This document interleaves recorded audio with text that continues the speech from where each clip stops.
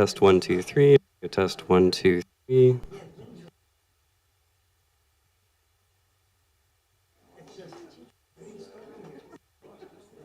Oh.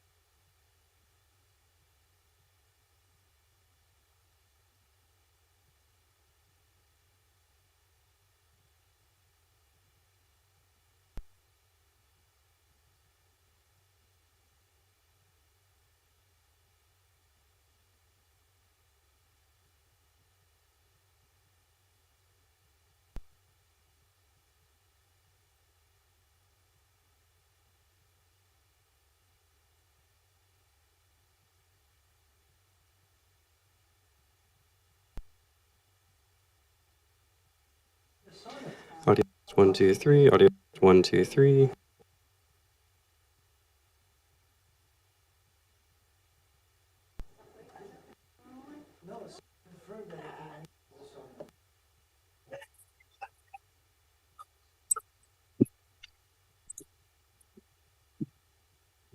Someone.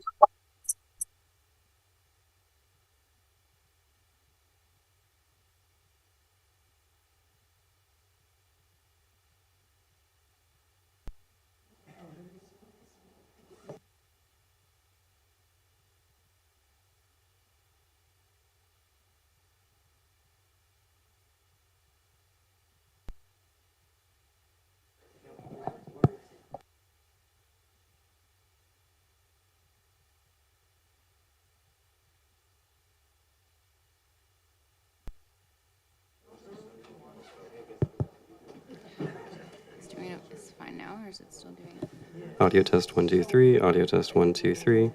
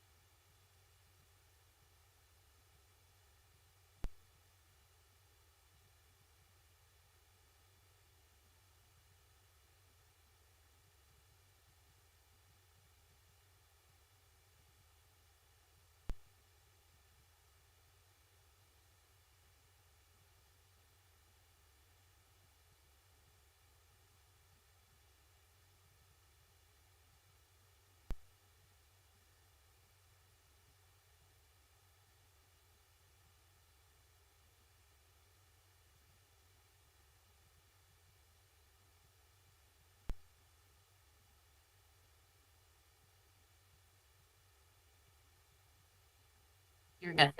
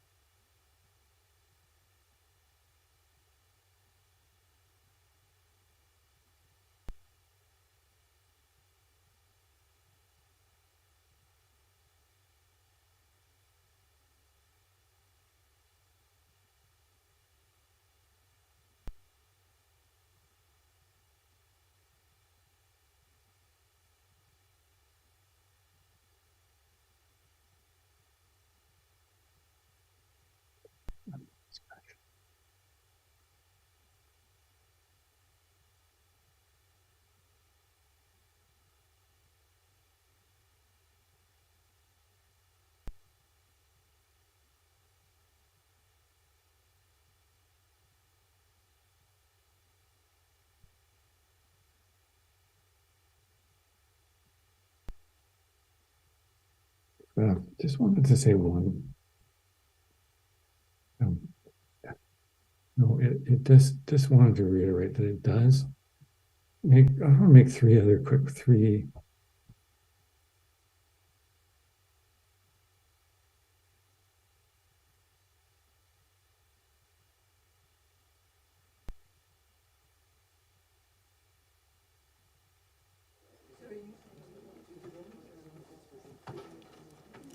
Sorry for, my apologies for the slight delay we have here. It's just we're having a glitch with some people not able to, including myself, able to log into the Zoom stream. So just want to resolve that. Do we have Councillor Green in the meeting now?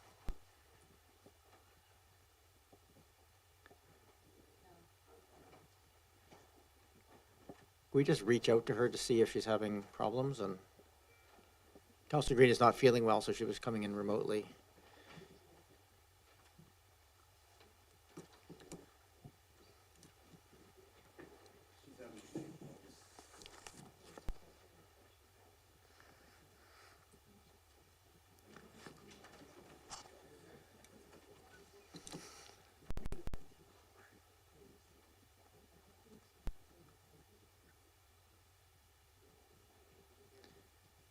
Just when we think we've got technology figured out, it just never seems to quite work the way it's supposed to.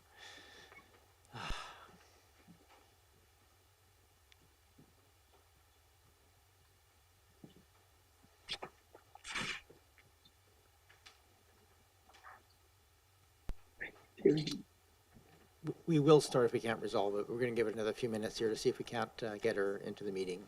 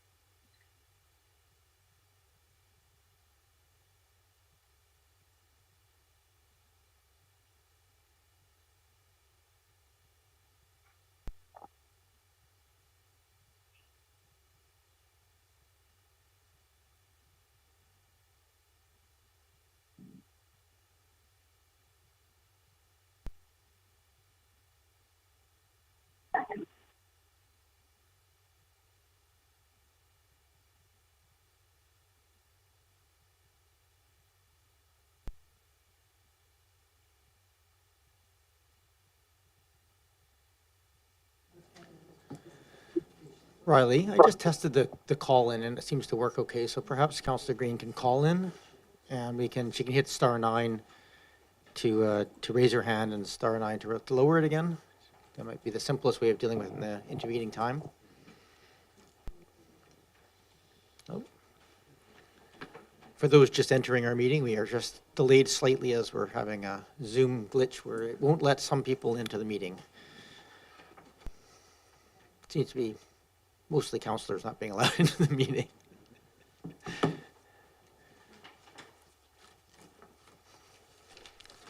Maybe I didn't pay my water bill.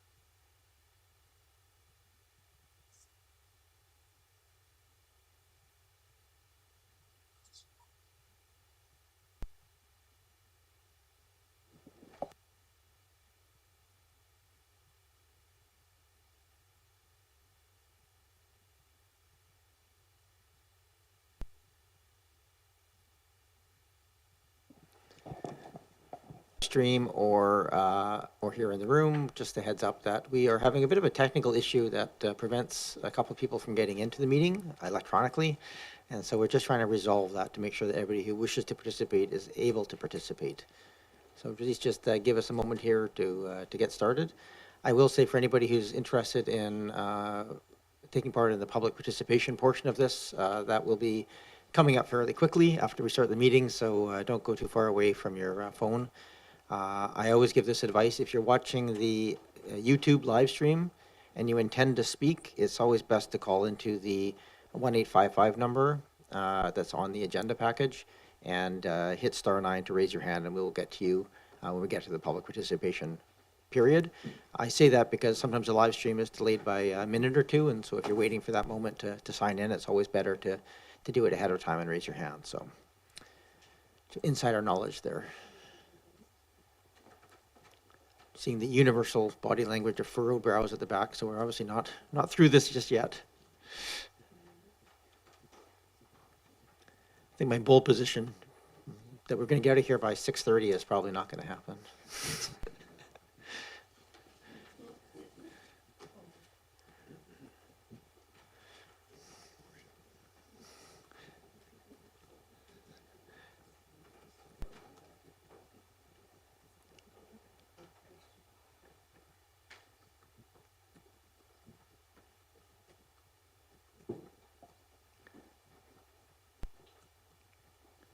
Ms. Williams, I'm going to seek your advice on this one. I don't want to start without Councillor Green able to attend. So what is the, I'm not sure if there's a best practice here in terms of how long we should wait to resolve the problem before we kick the meeting off. There's certainly no harm in giving the format for her to come in later and share her thoughts on the various items. Your Worship, it's 15 minutes, so I think we're just trying to walk Councillor Green through this, so I think we'll be able to meet that time. Okay, I'll wait till it's 6:15. I'll call the meeting to order and we can go forward. And certainly, if she gets into the meeting, we can certainly bring her up to speed and she can provide her thoughts. Thank you, everyone, for your patience. This has never actually happened before. So this is a new one for us on the not logging in side of the equation. We had lots of technical issues, but never this particular one. It's always good to get something new under our belts.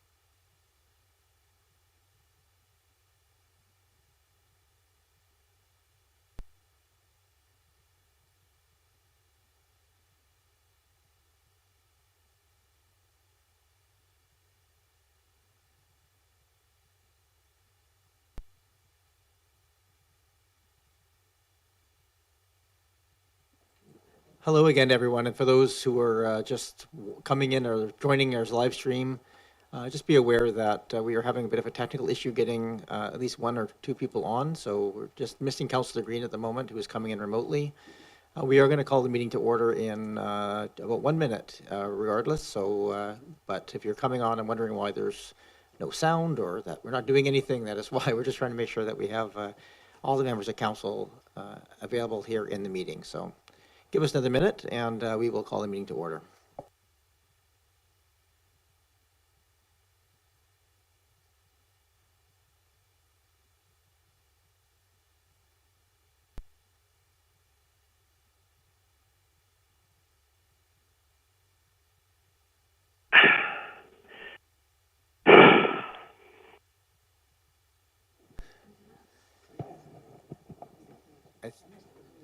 Perfect, thank you.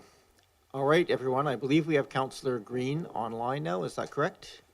Yes, beautiful. So I think only through a phone connection. So Councillor Green, I will make sure I reach out to you on a regular basis, but don't forget that *6 is the mute and unmute, and *9 is the raise hand and lower hand.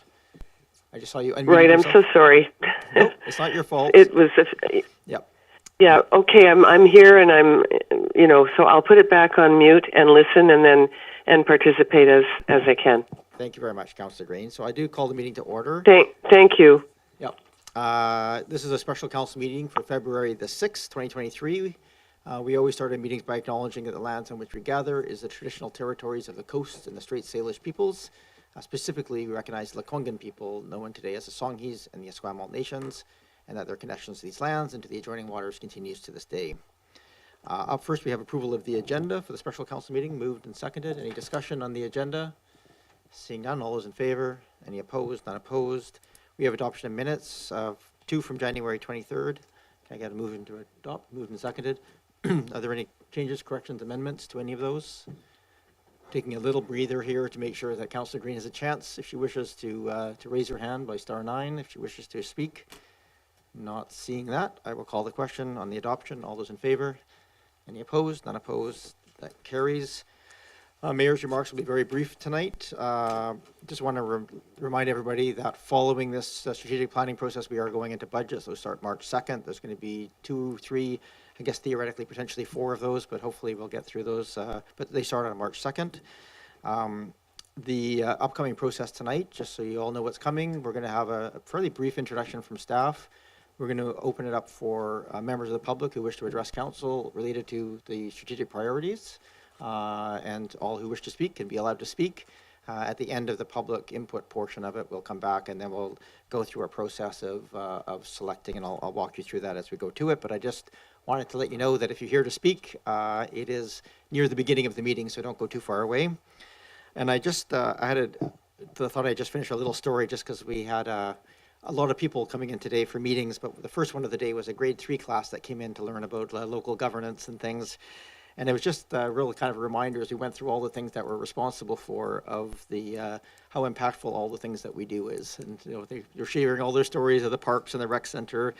And we talked about transportation and firefighting and police and housing and recreation services and garbage pickup and everything in between. And it's a fascinating world that we live in. And this strategic planning process is part of that, as we sort of try and, within a reasonable budget, set the strategic priorities that we want to move forward with in this. So we had the kids debate a hypothetical between paying for a fire hall or a pool, and which was a very interesting debate that they had, and it actually split 50-50 down the thing, so the teacher had to cast the tie vote. But I also just reminded me of how so much of our job is doing that, prioritizing between really good ideas and often having to say no or delaying some ideas that aren't, which is sort of what we're doing here today. And so I just want to express my appreciation for all the members of the public that are participating in this, and to all the members of council, because although we've done a lot of the hard lifting already by coming up with a reasonably concise list, it is not always easy work as we go through these pieces. That's all my comments. So we move on to the special meeting matters, and as I mentioned, we're going to have a staff provide an overview of the priorities and the process that we've undertaken. We're going to welcome the public input at that point, and then council is going to walk through these projects over the course of time. For those who are following along, just a heads up that because of just to make this a little simpler for staff who may have to come and go, we've grouped the projects by department when we're going to do our consideration. And so that's a little out of order, but I'll make sure that we just flag which numbers they are if you're following at home in the report. So with that, I believe I have Ms. Bay, our Director of Strategic Initiatives, to introduce. Welcome, Ms. Bay. Thank you, Your Worship. I will start just by providing a little bit of an overview of the council priority planning process. So this is still relatively early on in the priority planning process. Can you do the next slide, please? So we've got the council priorities is really part of the aspirational stage of the council priority planning process. And you'll recall that you really started that process back in December when shortly after council was elected. And we're now just shortly after that trying to gear up for the financial planning process. So you'll see here that we're at relatively early stages as we work to align our budgets with council's priorities.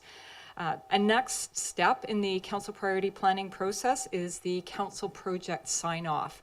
And that's really where we come back to council and seek authorization to actually start a project. And that starting piece involves us as staff going out and preparing a project charter and then coming to council for sign off on the governance pieces of that project charter. So you'll see tonight in your project background, there's some very, very high level information on projects. Before many of those projects start, we will actually be returning to council to ensure that you're comfortable with the details of how the project is expected to roll out. So those details might include things like how the consultation will happen, the exact month that we're planning to undertake certain initiatives, what kind of consultants we're planning to hire, really the details of the project. So we won't be getting into that tonight. We will be coming back in many cases for that sign-off. A next step in the planning process is once you've given us sanction to proceed with a project, we will go ahead and implement that. Many of these projects will take more than a few months to implement. Some of them may even take a few years to complete.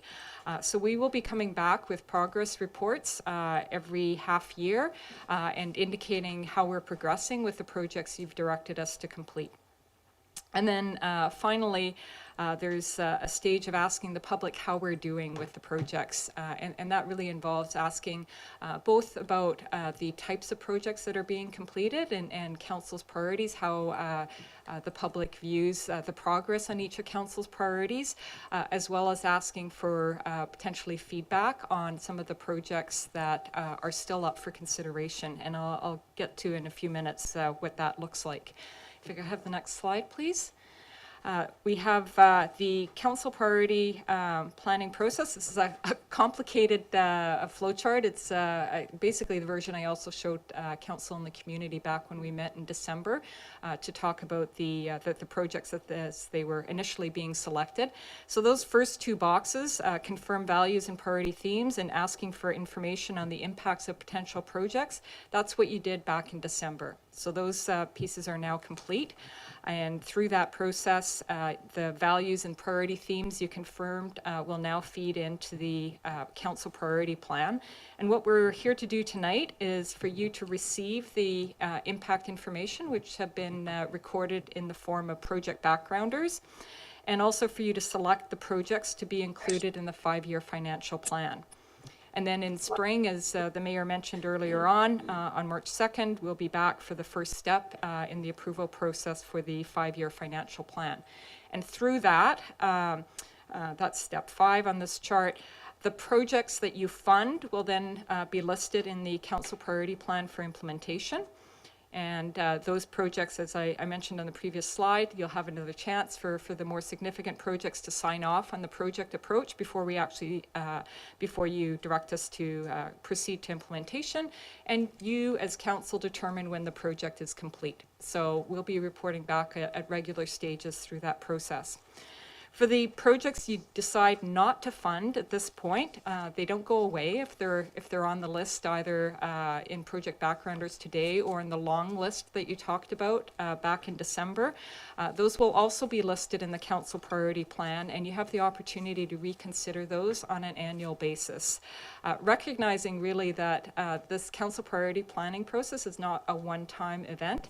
It is a continuing thing through the course of your mandate because situations change, the community's needs change, world events can sometimes impact what is a priority, and so there's an opportunity each year after you get feedback from the community through the annual questionnaire to reconsider those unfunded projects and potentially have them funded later on in the mandate. So that really is that arrow that feeds out from the bottom of the council priority plan and wraps around to the beginning of the process.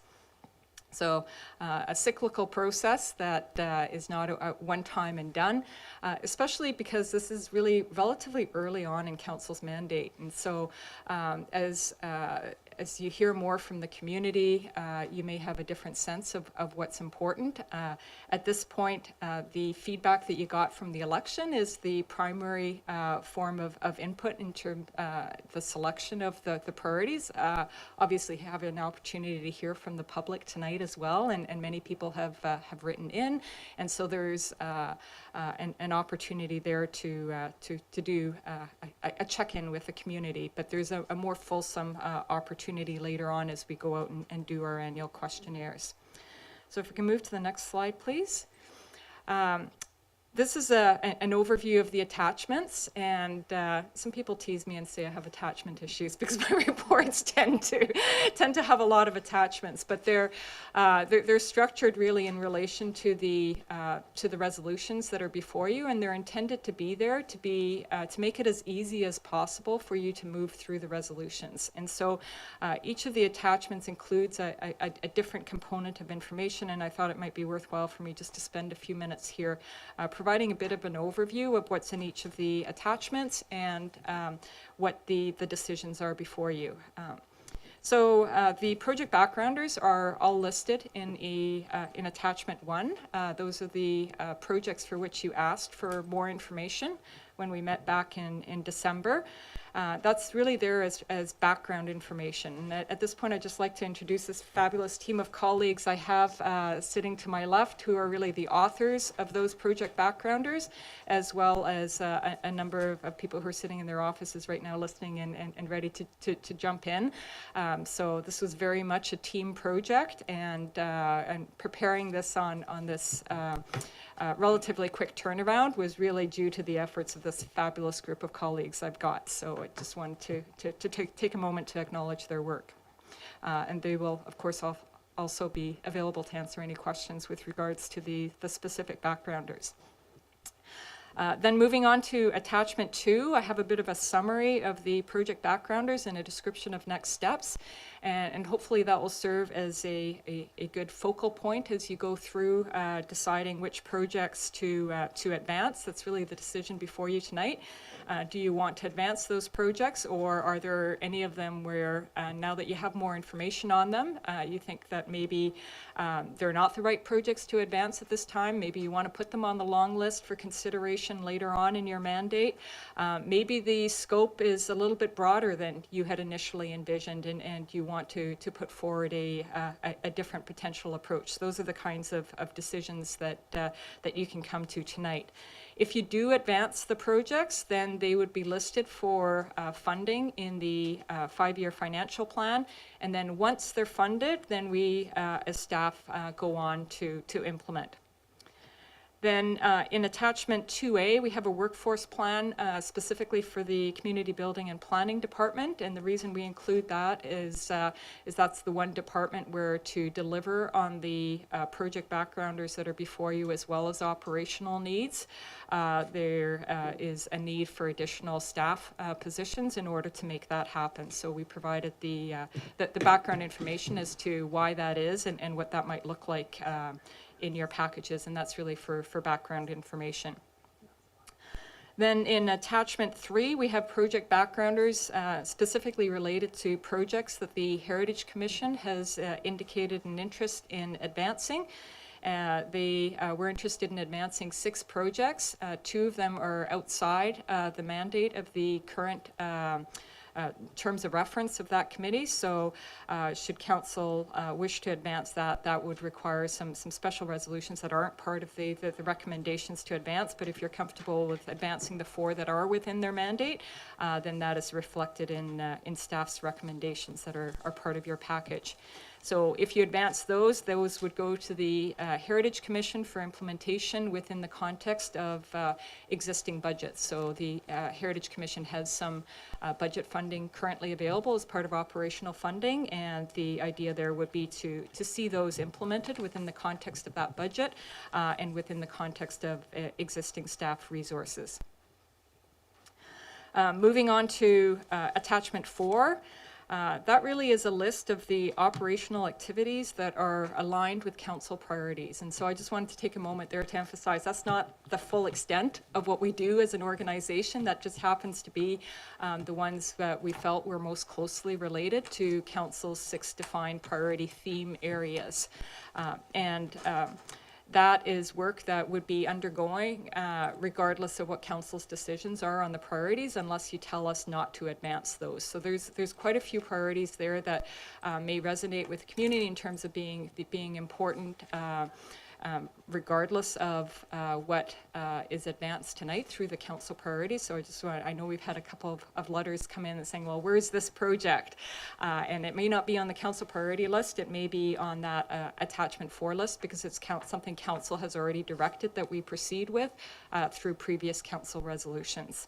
So lots more going on than just the council priority projects. Moving on to attachment 5, there are a number of continuing projects, ones that were listed in the previous council priority plan for implementation beyond the mandate of the last council. So a number of those projects stretched out into this year and beyond.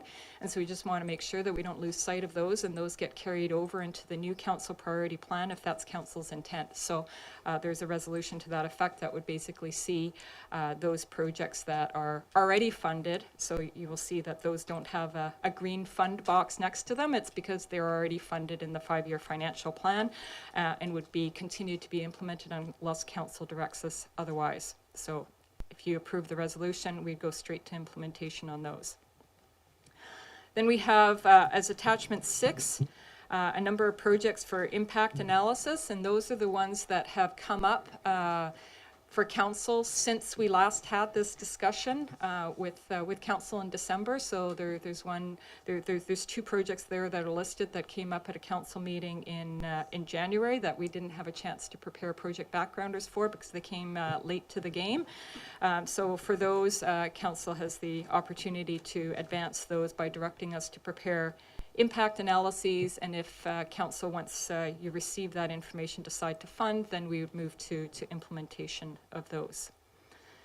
Then attachment 7, that's what we referred to as the long list back in December. Those are potential future projects. Those are the ones that were before you from your brainstorming session early on in your mandate that on December 12th didn't make it onto the short list that you asked for project backgrounders on, but that you indicated that you might want to reconsider later in your mandate. So if you advance those would be reviewed annually, and then once funded, we would move to implementation. And then finally, in attachment 8 is a protocol for new projects. And that's really asking council for agreement that if new project ideas come up through the year, that you would give our CAO, Ms. Williams, an opportunity to advise you on whether there is impacts that need to be addressed before we proceed to implement, and those could be financial or staffing implications associated with a new project. So that is a summary of the 9 attachments that are included with your packages. Moving on to the next slide, I just want to reiterate what the focus of today's meeting is. There's really 3 big questions for council tonight. One is which projects does council want to fund? Secondly, when, in terms of budget year, does council want to fund the selected projects? And thirdly, is this at a very high level, how council wants to approach the project? And is this how you intend for staff to proceed? Kind of getting at the point I made earlier on about have we got the scope right? In many cases, the discussion that council had on December 12th was relatively brief, and staff were furiously taking notes and trying our best to interpret what council wanted for each of the projects, but recognizing how little time we had to obtain council's input at that point. It's possible that we may have guessed wrong in some cases where there wasn't a lot of detailed direction provided for. So at this point, we'd like to get council's feedback on that, so that before coming back with the council project sign-offs, we have a better idea of what you're after, so that we can then scope that accordingly and refine as necessary before we move to implementation. And then importantly, in distinction from what's happening today, what would happen later on would be a discussion of the project details. And this is where we get an opportunity to talk about the desired outcome. If you have it, this would be close to talking about the terms of reference of a project. What is the scope? What is the approach? How will we proceed with consultation, et cetera? So a lot more detail to come before we actually hit project go. The purpose of today's session is to make sure that we have appropriately budgeted for the projects that you want to proceed with. So Your Worship, next slide, if I could just pass things over to our CAO to provide a few additional comments before we move on. Thank you very much, Ms. Bay, and welcome, Ms. Williams. It's a nice picture. Thank you, Your Worship. I had the same thoughts. Thank you, Sina. And actually, thank you. Thank you to Sina for that incredibly comprehensive overview of a very complex piece of work. Before we turn this over to Council for your deliberations and your governance decision, I just wanted to take a minute to acknowledge the team effort, the collective team effort that's gone into getting this comprehensive report before you tonight. Sina has walked you through the very detailed attachments, and she's explained their interconnectivity to you.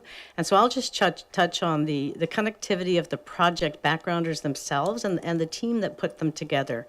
Sina and Sarah authored this report, and the process that got us here this evening was developed also by this team. So huge kudos to the Strategic Initiatives team for their work on this.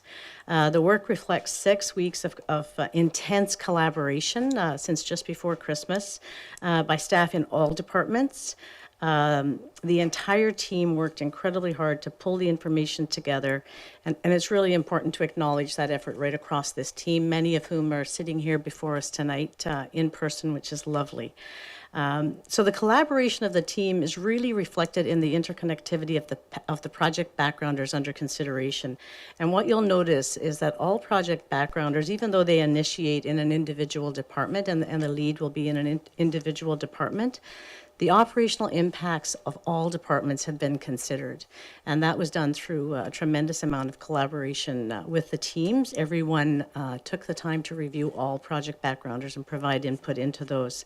The timelines that have been proposed tonight for Council's consideration considered the workloads in each department and required a synchronizing of all of the work plans so that we could find the best timelines that was realistic to deliver the projects within our capacity, with the exception of the one area that we are noting additional capacity is required.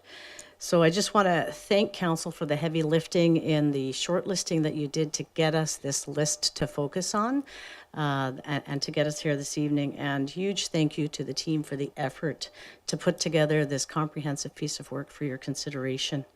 Sina captured very nicely what we hope to walk out of here with tonight, and that's really an understanding the three things. Do we have the right projects on the list? Are there some that maybe shouldn't be on there? Did we capture your intent in the scope? At a very high level, did we capture the intent? And if not, let's get clear on that tonight. If we've generally captured it, I think the project or the council sign-off point will be a great point to do that final tweaking. But if we're off base, let's have the conversation tonight and really refine that scope. And are you able to support the timelines that are proposed, which are considerate of existing capacity and operational workloads? So with that, I will just turn it back to your worship, and huge thank you to the team for their work to get us here tonight. Thank you very much, Ms. Williams, and yes, welcome to the whole, almost all of our senior leadership team here that's here to support us this evening. So up next is public input. I have a list of speakers who have registered to speak. I'm going to go to that. As we do that, I just want to point out we have received a number of pieces of correspondence. So if you submitted them, they're part of our package, and council has read them. So you're more than welcome to, if you do, stand up and speak to it, but I just ask that you don't read them aloud again or spin that. I've got about 3 minutes per speaker. We have a fairly robust list of people who wish to speak. So try and keep it to 3 minutes. If people want to go a few seconds over, that's fine. If you want to be a bit shorter, that's fine as well. If you're calling into the 1855 number, it's *9 to raise your hand, and we'll call on you by your phone number when that happens. I just want to reiterate something that Ms. Bay touched on, which was just that, so tonight we're essentially determining whether all or some of the priorities that are listed here will proceed to the budgeting process. And we're also here to look at the high-level scope and timeline of those projects. This is definitely not the final decision-making point for council. There's more information to come as we go through that process. And multiple opportunities for further public input as well. So both in the budgeting process and then as specific projects and the scope of those projects are considered, those will also be available for public input. So there's multiple stages here, but the idea is we want to get as close to right as we can at the beginning of this process, because that obviously streamlines the entirety of the process as we go forward. So with that, I'm going to call people up by name that have registered, and then if there's anybody else in addition that wish to address council, you're more than welcome to do so. So in my order here, I have indicated they're going to be in person, but not necessarily so. Jackie Rudd, are they here? Oh, you just registered to come. Perfect. Next up, I have Marilyn Palmer, who I know is here. Just okay, no problem. Well, then we may have a bit more time for other people to speak. We have Mr. Sirois, who I know has written us some correspondence. Did you wish to address council as well? Okay. Please come up to the... Yeah, if you can keep it to approximately 3 minutes, that would be appreciated. You can hit the button in front. The rule here is just state your name, municipality of residence, and then... Jacques Sirois, 542 St. Patrick Street. Thank you for the opportunity. I want to bring up two, what I perceive as important priorities, two possible projects. Nothing new. We've been talking about this for, well, a decade or so. I want to talk about Cattle Point first. Cattle Point needs help, and the rest of Uplands Park. You know, we have a curse in Oak Bay. We have exceptional natural areas. We're all aware of this. It's a blessing and a curse. At this point, Cattle Point is, we need to design professional, appropriate visitor infrastructure for Cattle Point. We need a formal trail system. We possibly need some boardwalks, viewpoints that will accommodate the handicap, wheelchairs, baby carriers. We need to get serious about this. Now, we've been restoring Cattle Point and Uplands Park for 3 decades. And at this point, the site is being restored and degraded at the same time, because you have human and pet traffic going in all directions, absolutely everywhere. So in my view, this has become a priority. I remember going to meetings 10 years ago talking about this, and we're still talking about it. So that's project number one. I would like to see professional infrastructure built at Cattle Point and in Uplands Park. Second project I think is very urgent as well. Following the example of Salish at present, we need a robust, serious review of our dog bylaws, systematic review. We have reached a point where we have pets on leash and off leash everywhere, in all our public spaces, in all of our natural areas, all parks, all beaches. Now I think we need the adult conversation about this. Exactly what Salish is doing right now with its initiative, People, Pets and Park. I'm actually amazed to see what they are doing at present. So I think the time has come to do this. It's we basically have, and one important thing, our beaches should be, the regulations Our bylaws should be harmonized with federal regulations as it pertains to our beaches, which are technically in Victoria Harbour Bird Sanctuary since 1923. So the time has come to do this, I believe. I wanted to be brief. I have nothing else to add. Thank you very much for your time. 2.5 minutes, Mr. Sherwoff. 2.5 minutes? Yes, Good. you did well. Next up on my list here, and by all means, if you don't wish to speak, that just I'll have a wave. It was Francis Landy. Okay. Okay. No, everybody's welcome to attend. Andrea Careless. Oh, she on? Yes, Ms. Careless. Same process, if you don't mind. Just state your name and municipality for the record, then you have 3 minutes to address council. Right. Okay. I'm Andrea Careless. I'm from Oak Bay, and I'm a member of the Oak Bay Climate Force. Excuse me. I'm also sick, so that's why I'm here. I know this council is very concerned about climate mitigation and adaptation, and I really appreciate your commitment to strong climate action. Having said that, I understand that staffing and financing put limits on how much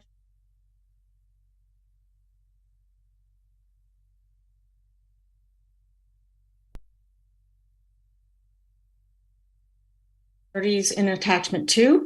They all effectively address climate change as well as social justice.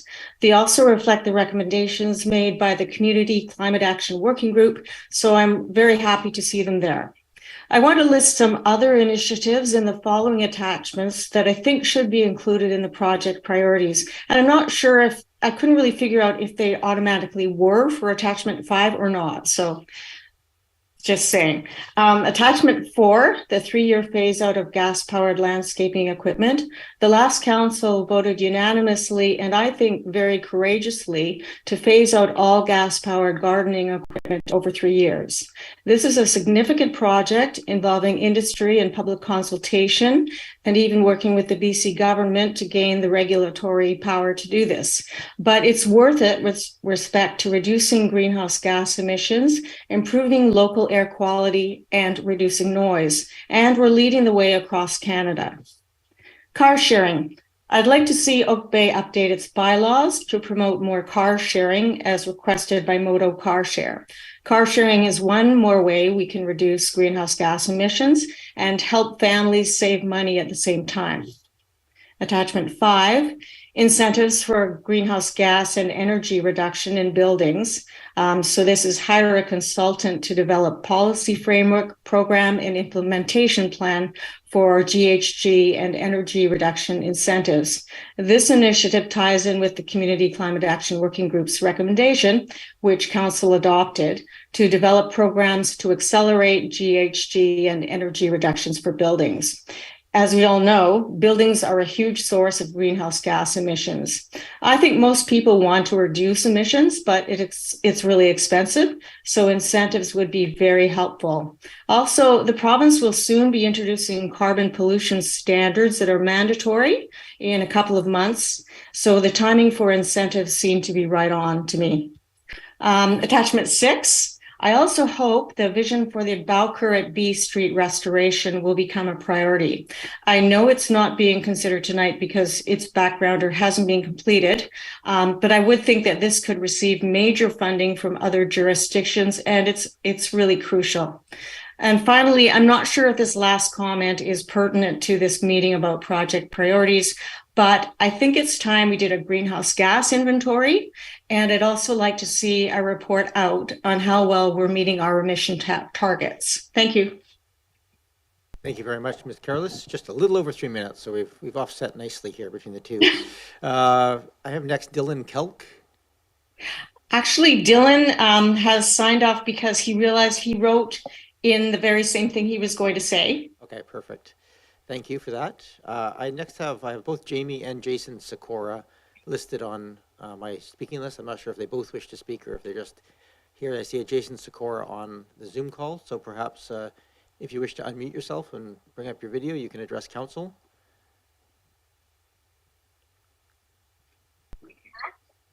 Hi, Your Worship. Yeah, nothing to ask, just looking to get a little bit more involved, so thanks for having me on today. All right, well, thank you for joining us here. I have Matthew Trainer. If If you wish to speak, you can unmute yourself and address council.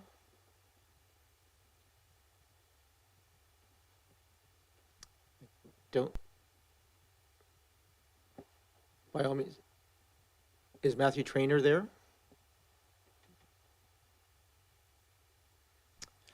Your Worship, I do believe Mr. Trainer left the meeting. He was on earlier, but is not currently on the Zoom call.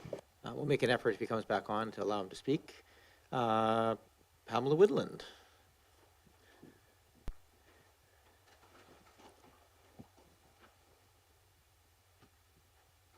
Welcome to the meeting.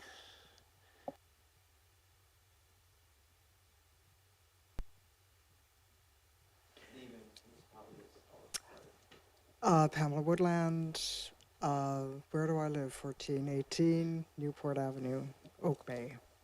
Thank you, everybody here and staff. Outrageously good work you guys have done. It's a remarkable document you've produced.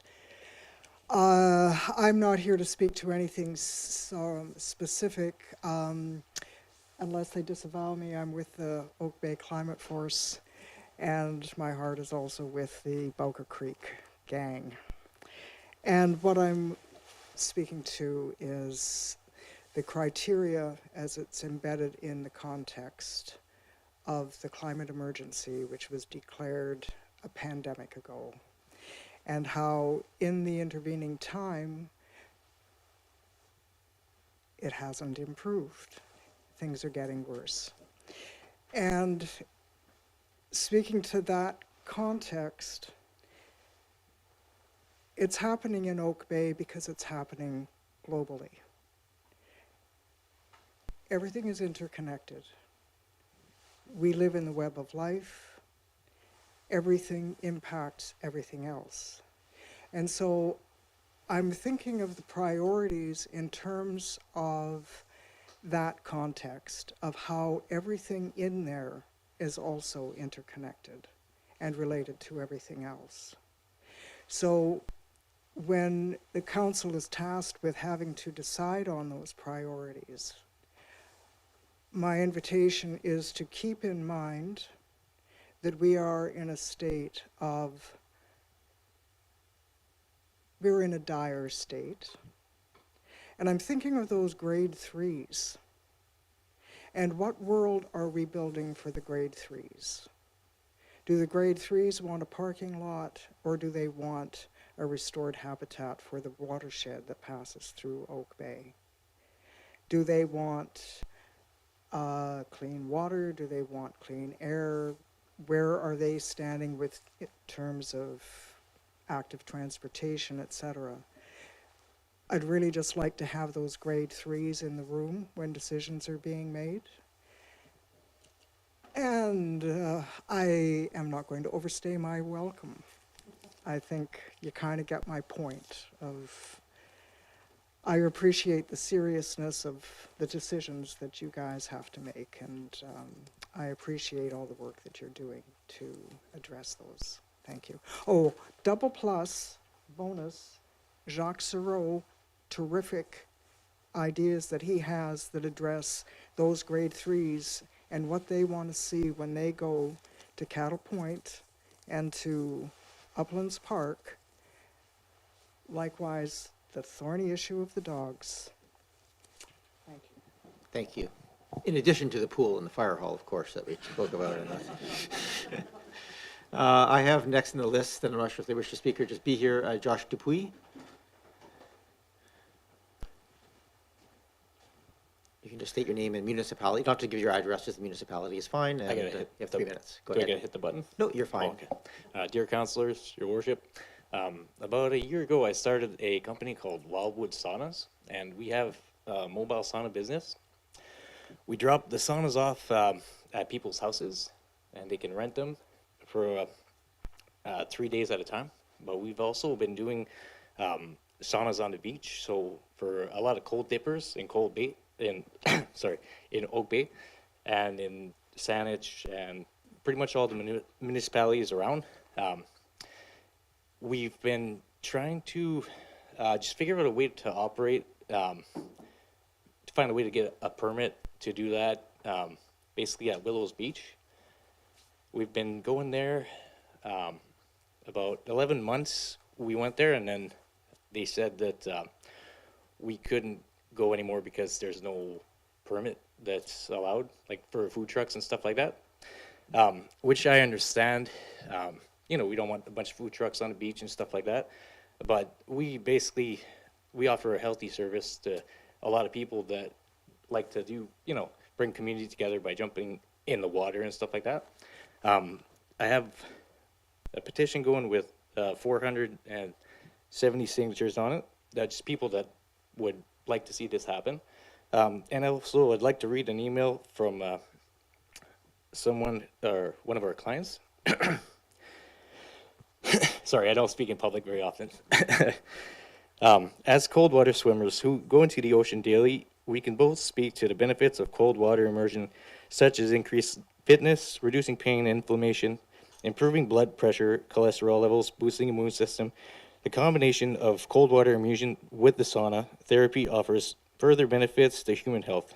The health benefits of sauna include lower blood pressure, reduced inflammation, reduced risk of dementia, improved heart functions, a lower risk of stroke, better mental health, and recovery from muscle soreness. Another added benefit of your portable sauna at Willows Mr. Beach. Dupuy, I just for this record here, in the public participation, we don't have any sort of bylaw enforcement allowed for this portion of it, if it's a consideration of that. This isn't the right venue for it, so that has to go through staff or through me at the office. Oh, I'm sorry. So it's okay. Okay, yeah, we're first really time here I just talking about strategic priorities, but Yes. the issue that you're raising, we actually have one of our strategic priorities of updating our business bylaw allowances as part of I our, see. Okay. not that specifically. Okay. So if you're okay, I might just direct you to reach out to myself or Ms. Williams, who's the CAO. Of course, During working hours, and we can certainly have to talk to you about that more specifically. Sounds good. Yeah, didn't mean to ramble there. Yeah. No, it's all good. Thank you. Okay. It's just that our procedures bylaw is fairly clear about what we can and can't do, and if it's bylaw enforcement, we can't talk about it here. Okay, didn't know that. No, Thank you. it's fine. No, thanks. Thanks for coming out tonight. Next up on the list, I have Evan Southern. Mr. Southern, welcome. Thanks, Mayor. I appreciate the opportunity. I just get you to state your name and Oh yeah, I got to do all that. Yeah, sorry. Thanks. No, it's okay. The preamble. Evan Southern. I live on Kelsey Place, 3553. First time participating on behalf of as a resident, and again, I appreciate the opportunity. I normally wouldn't be here at this time because this is bath time for my young son, but I thought it was important enough to come and chat with you guys tonight. I will comment. I had a brief opportunity here scrolling on my phone. I wasn't on TikTok. I was actually looking at the 68-page report, and I agree with staff. It is comprehensive, but I will save you folks a lot of time and say that the one thing that's missing is what we're doing for children and families in Oak Bay. I appreciate all the priorities. I don't envy the decisions that you have to make, but when it comes to what we're delivering strategically for families and young families like mine, I would say that the services around parks and recreation is sadly lacking. I think the needs of the community, specifically on playgrounds. So if you're going to ask me what priority of all that list I would like to choose, obviously it would be 22 for a playground replacement plan. But I'll give you just a quick few examples. You know, Willows, I remember growing up and rollerblading there for tea parties. I took my son there a few weeks ago and couldn't believe the condition of that playground. We might have the world's most beautiful beachfront, but the amenities are sorely lacking. And I couldn't believe the condition. Henderson Rec, it's right behind us. Love that place. I want to give kudos to the Kinder Gym program. Unfortunately, a boiler went out and now there's no heat in the facility for 2 months. I would say as a property taxpayer, that's probably pretty challenging to digest. And, you know, you're going to hear a lot tonight about heritage restoration, dog parks, climate change, and I think those are all great priorities. But what I urge council and the mayor to consider and staff is when you're going through those, which priorities are going to be mostly impacting and supporting families and children in Oak Bay. This is one of the most beautiful places to live. I know that. I worked very hard to move back here. But as I go through my daily routines and my walks in the places that I live, I would say that there's certainly areas for improvement. I come here encouraged that there's a better opportunity and future for my son. But I think there's a lot of low-hanging fruit that would make immediate impacts. And again, to save 60 hours of staff time, because I saw how long this planning replacement program might take, the last thing I will say is I'll encourage staff and council, not that you don't already have enough things to do with your time, but if you were to go to Gyro Park on a Saturday or Sunday and see what's created down there with their facilities in their park, it's the most beautiful thing that we have in the region. And I would say, even though we have some pockets of it here in Oak Bay, we could certainly implement something like that. And I know we're not trying to compete with Saanich, we're our own municipality, but that is what I think a lot of young families are looking for, and I just I don't see that echoed through some of those priorities. I do see it in some places, but it shouldn't be classified under livability. It should be classified under families and children. Thank you. Thank you very much, Mr. Southern. Now that they have their own mayor, Murdoch, I feel we have to compete a little bit more with Saanich on those things. So whatever it takes. Next, I have Mr. Taddy, who is online, I see. Welcome, Mr. Taddy. Same rule. If you want to state your name and municipality of residence, and then we can take your comments. Tim Taddy in Oak Bay. Can you hear me okay? We can. Thank you. Thank you. Well, thank you for the opportunity to speak. The council priority projects report is extensive, and I appreciate all the work that's gone into it. And I know you have a very difficult job in coming to terms with the priorities, costs, and resources. My comments are somewhat born out of frustration, but are meant to be constructive and with an appreciation for all your effort, and to actually encourage the new council in their important work. Oak Bay has a history of well-meaning and lofty goals, but it frankly comes up short on performance. Most even know I've been quite involved in, and had the privilege of being involved in, committees and commissions, and I've watched the hard work of council, but I'm quite frankly quite frustrated with the lack of progress on your stated priorities, your most recently stated priorities. In housing, we have a well-recognized OCP. The process was excellent. It's now 8 or 9 years old, and yes, a small step was taken on suites in the dying days of the last council. But we have taken no steps in creating bylaws and zoning to encourage housing alternatives such as duplexes, triplexes, townhomes, and small homes on small lots. The process remains cumbersome, lengthy, and costly. All of these are barriers to this kind of housing. Active transportation. We have another 10 to 11-year-old report just collecting dust on the shelf. We have no protected corridors or bike lanes to show for it. Nothing that encourages active transport, and this is important, by all ages and all abilities. Other communities, and not just Victoria, have created whole networks in the time that our consultant's report has been sitting on the shelf. The marina and the marine environment. Certainly, the first step didn't work as everyone intended, and nothing was really been resolved. You have an eelgrass report. We have an eelgrass report that's 8 years old. I applaud council for the work they're doing in supporting the Bowker Creek restoration that ties in with that. But council has done nothing about the derelict boats and liveaboards that are in contravention of the bylaws. We have 3 sunken vessels in the last 6 weeks. To my knowledge, nobody's picked up the phone and called the boat recovery people. The eelgrass report identifies the marina area right through to the end of Willows Beach, much like Jack talks about, as a very special area that is deserving of restoration and preservation. The current marine issue that we have in that area, the number of buoys that are coming up, the number of derelict boats that are there and unattended, the pollution that comes from the most recent sunken boats, all put our eelgrass and that very precious environment at risk. It would be very simple for you to expand your consultation in the second round of marina discussions, to expand it to include that entire area. You're already consulting on the marina, on the water lease. you should expand it to include that whole area so that we can at least talk about regulation, expanding the water lease, regulation of that area. It would be very cost effective to do it now, not wait for another 5 years. We've already lost 5 years by the past council's dealing on the marina. So pardon my frustration, but this was an easy one to include. Thank you. Finally, I'll be really positive. Be a council of action. I guess where my frustration lies is we have these reports sitting on the shelf. I know we have limited resources, but please be critical, think critically about the consultants you hire and the administration costs, and make sure you get some outcomes that are workable and that you can act on as opposed to just sitting on the shelf. Good luck and thank you very much. Thank you, Mr. Taddy.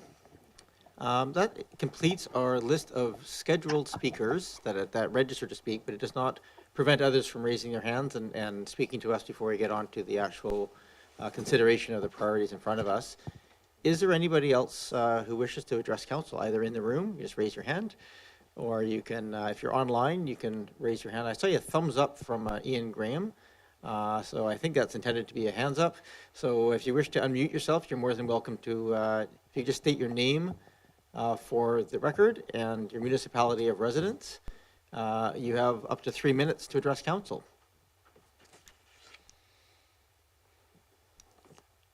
You're muted currently, Mr. Graham. There we go. Can you hear me now? Okay. We can, thank you. Yeah, thank you, Mayor and Council. Ian Graham, I'm a Saanich resident, and I'm speaking on behalf of the Friends of Boker Creek Society. We have members in Oak Bay and across the region. And I'm just here to support the Boker at B Cool Kit project, and just wanted to quickly thank you for making time in January to hear about the project. And we understand that staff are developing that project backgrounder and would be very pleased to support them with any additional information or materials. Just a couple of really quick points. I do just very generally, firstly, really want to congratulate staff for the detail and the rigor that they brought into this report and the process. The second point is around integration. So the Boker at B Street project, as we mentioned during the presentation, it integrates a lot of elements and policies, including ecological integrity, stormwater management, climate adaptation, active transportation, family recreation, and culture. And what I see in the staff reports is actually four elements in 3 different attachments. And so I just wanted to reiterate that the purpose of our concept plan, it's really to get a conversation going about reimagining that site in line with district policies and best practice. So before you get into a detailed impact analysis, you might want to consider just confirming and refining that concept. In other words, the vision for the area in a holistic way. And, I think that itself could be a modest 2023 project, a step forward to clarifying that vision, doing that integration analysis, phasing, and costing. And so there are some planning grants available to support this kind of thing. I think the Boker Creek Initiative, has some capacity, as well as our own organization and some of the professionals that are our members.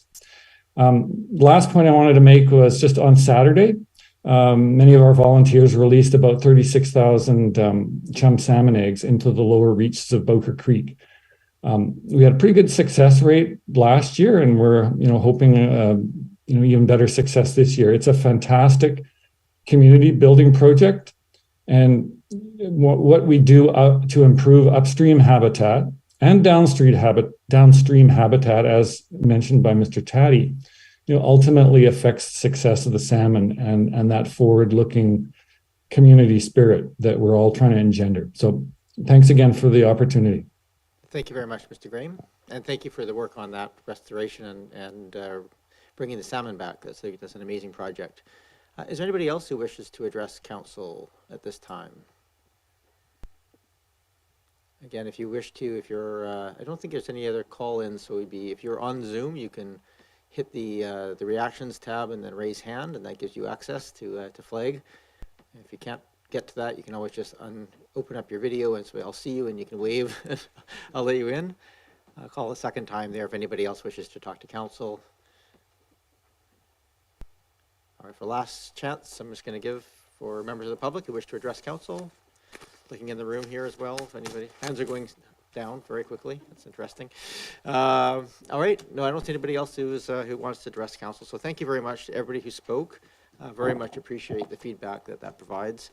And those who wrote in as well, also extremely helpful to us making the decision. So with that, we are going to move to our job as council. So by default, if we have it here, under the recommended resolutions as we go through them, that would essentially push all the priority projects here to be included in the draft budget under the timelines that are laid out here. So, and that also means by default under the recommended resolutions, all asks from the Heritage Commission that are inside, that will be included in the draft budget, except those matters that fall outside the mandate of the commission. So a separate resolution, if requested, would be required to change the mandate. Otherwise, no resolution would be required if just 1 to 4 progressed. As we go through the options, our job is just going to be look at whether the priority should be removed or modified, or the timeline modified. So if we'll do the motion as a whole, and then we'll take motions to change as we go through. But we'll also take questions as we go. And we're going to do this by department so we can have the staff talking to their expertise. As noted before, the original report had the groupings under our priorities. We've shifted those and we'll bring them up on screen under the department so that we can just talk to the one department at a time as we go through this. But some of these affect multiple departments, hence the multiple people in the room that we have here. So yeah, my suggestion here is we'll do a motion to receive and then we'll do a motion laid out. I think if we get bogged down or there's some of these aspects, some of the pieces of the resolution that might address later pieces, I'm happy to sever them and deal with them separately if that's deemed to be necessary. But otherwise, I think we'll just treat all of the recommendations together. We'll go through motions to amend, and then we'll deal with the amended resolution at the end of this process. So I'll move receipt. Thank you. I'll second. Thank you, Councillor Green. The ghostly voice from outside. Thanks for letting us know that you're still here. So we have a motion to receive. That's a very straightforward motion. Any discussion? Not seeing any. I'll call the question. All those in favor? Any opposed? Not opposed? That essentially just formally receives it, so it goes on to our gets attached to our minutes. So if people are looking it up, those reports are visible within our minutes. And the second recommendation is, I'm not sure we need to read them all out, but it's probably not a bad thing. So everybody in the audience and watching online can see. If someone wishes to read those, we can. Whole thing read? Yes, if you don't mind. I think that's the best. All the way down to the and further that? Yes, okay. Please. I move that council priority projects that are the subject of project backgrounders be included for funding in the draft 5-year financial plan on the timeline noted in attachment 2 and, once funded, actioned as noted in attachment 2, and that Heritage Commission projects HCWP number 1 to 4, as referenced in attachment 3, be approved in principle to be completed within Heritage Commission funding, annual $11,000 in the 5-year financial plan, with timing of completion to be prioritized by the Heritage Commission in collaboration with the Director of Community Building and Planning Department to ensure projects are within staff capacity. And that the already funded projects listed in attachment 5 be approved as continuing projects and be listed for completion in the council priority plan, and that the additional potential new projects listed in attachment 6 be considered by council following staff preparation of new project impact analyses and included in the council priority plan if once resources directed. And further that Council approved the 2022-26 Council Protocol for directing new projects outside of core services, attachment 8. Thank you. Well done. Is there a seconder? Moved and seconded. Thank you. So that gives us the opportunity to go through and ask questions. Practically speaking, I think what we're going to do is just go through these in the order that are brought up on screen here. Is that Ms. Bay? Do you have those on this? Okay. So I'm going to hand this back to Ms. Bay to bring up the list of things, and I believe we're doing community building and planning first. Is that correct? Okay, so project related to community building and planning up first.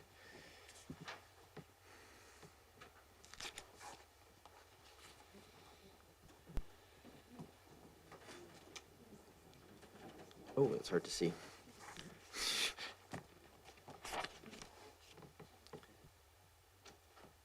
Yeah, I think we have to zoom in a little bit. So why don't we go through these in order? We can look on our sheet. If you just sort of, you can see the reference number. So we're looking at the first one is reference numbers 1 and number 2. And this is options for addressing constraints to affordable and diverse housing. Let's say over the totality of this project is over 3 years, but starting in this year. Certainly we'll be informed as we go through our infill and other housing projects. Is there anybody here who has questions related to this item or suggested changes to this? Go ahead, Councillor Patterson. Yes, Mayor. Thank you. Thank you, staff, very much for the report. It is very comprehensive. I know I've read through it a few times trying to connect the dots. But when it comes to some of these the building and planning things on the housing, what I would like to understand is how Bill 43, the Housing Supply Act, will impact on the metrics we're going to use to understand what we have, what we need, and performance indicators going forward, because that bill will, of course, impact a lot of these. And so rather than siloing them and trying to do them as our own unique community, I would like to understand what data will be required to be collected of the municipality and how we'll deal with that. Mr. Bull, do we know that yet? Thank you, Your Worship. Through you, yeah, that bill has not been finalized yet. So, but definitely, of course, when that is put in place, we'll have to incorporate that in whatever framework and measuring program we are going to set up. So, definitely on our radar. But unfortunately, we can't. I haven't put a lot of detail in the background on that topic. I think I'm referencing it. But yeah, that would be definitely. The timing of that, the monitoring program, I would like to make sure that that kind of follows up on the heels of the adoption of that bill. Thank you. Perhaps you can just explain what the process is. So obviously that'll inform, we'll get some direction from the province. And as it impacts some of these projects, that would come back at that time for an update from staff to inform us about the impact of that. Is that? Thank you, Mayor. Definitely for the monitoring project, very relevant, but also for other projects like the possibly the infill housing program, but also the two combined housing topics of the housing action plan and the rental housing strategy. Those might be affected by that bill. Yes, and so once the details get known, at that point there will be an opportunity and then I think a need for us to adjust and see where the project plan might need to be updated to make sure it's aligned. Thank you for that, Councillor Patterson. Go ahead, and then Councillor Braithwaite. Yes, thank you, Mayor, and through you to Mr. Bull. In understanding then what you do of the intent of the act, on some of these things like the addressing constraints and developing strategies for maintaining rentals, so is there overlaps between a lot of the information that we will need to undertake to comply with legislation and what would be done as part of these? I'm trying to understand if there's synergies between the work that might be done earlier and what we will have, but just so that we're not duplicating or heading off into a direction and then having to change course and come back. Mr. Bull? Definitely that would be our intent. I think by the time we are going to put details together for the monitoring program, we're going to do our best to find out as much information of what is considered by the province, what is expected to be put out there. Yeah, definitely would like to avoid duplication down the road and the need to kind of do it twice. That would be inefficient. So yeah, thank you. Thank you, Mr. Bull. Go ahead, Councillor Braithwaite, then Councillor Smart. Thanks so much, and again, thanks for the report. Just reiterating what Councillor Patterson said. My question is on the resourcing considerations. I note that you have said that you're going to need about 2.7 positions for 23, 24, and 25, and then we're not sure in 26, 27. And I'm wondering, that would obviously have an impact on taxes. So do we know what amounts that those resource considerations would be? I think I'll bring Mr. Payne, our Director of Financial Services, into the meeting at this point. Welcome, Mr. Payne. Thank you, through your worship. We estimate the 2.7 FTEs to be approximately $285,000 for salaries and wages, which is just below 1% tax increase. Thank you. Then Councillor Smart. Thank you. Through you, Mayor. With regards to the backgrounder, one, I understand that there's the Community Social Planning Council has applied for a grant for a regional housing and prosperity program that they've invited municipalities to join, and it would be a fully funded project. I'm wondering if that would have synergies, and having this priority project would really allow for participation in that project. Mr. Bull. Thank you, Your Worship. Yes, I'm familiar with the program. Through the Social Planning Council, have been attending the meetings, and there's 2 or 3 municipalities that are currently part of that project are kind of leading it, and but they are already sharing their findings and the process with the rest of us, so to say, in the region. Yeah, I think right now the focus is, I believe, if I remember correctly, on a resource document. That's going to be definitely helpful for us as well. And down the road, if that project evolves into something either bigger or follow-up phases, there would be an opportunity for us to participate, and definitely it would tie nicely into this particular project because of that comprehensive approach to housing and defining strategies and an action plan for it. Thanks. Thank you. Go ahead, Councillor Watson.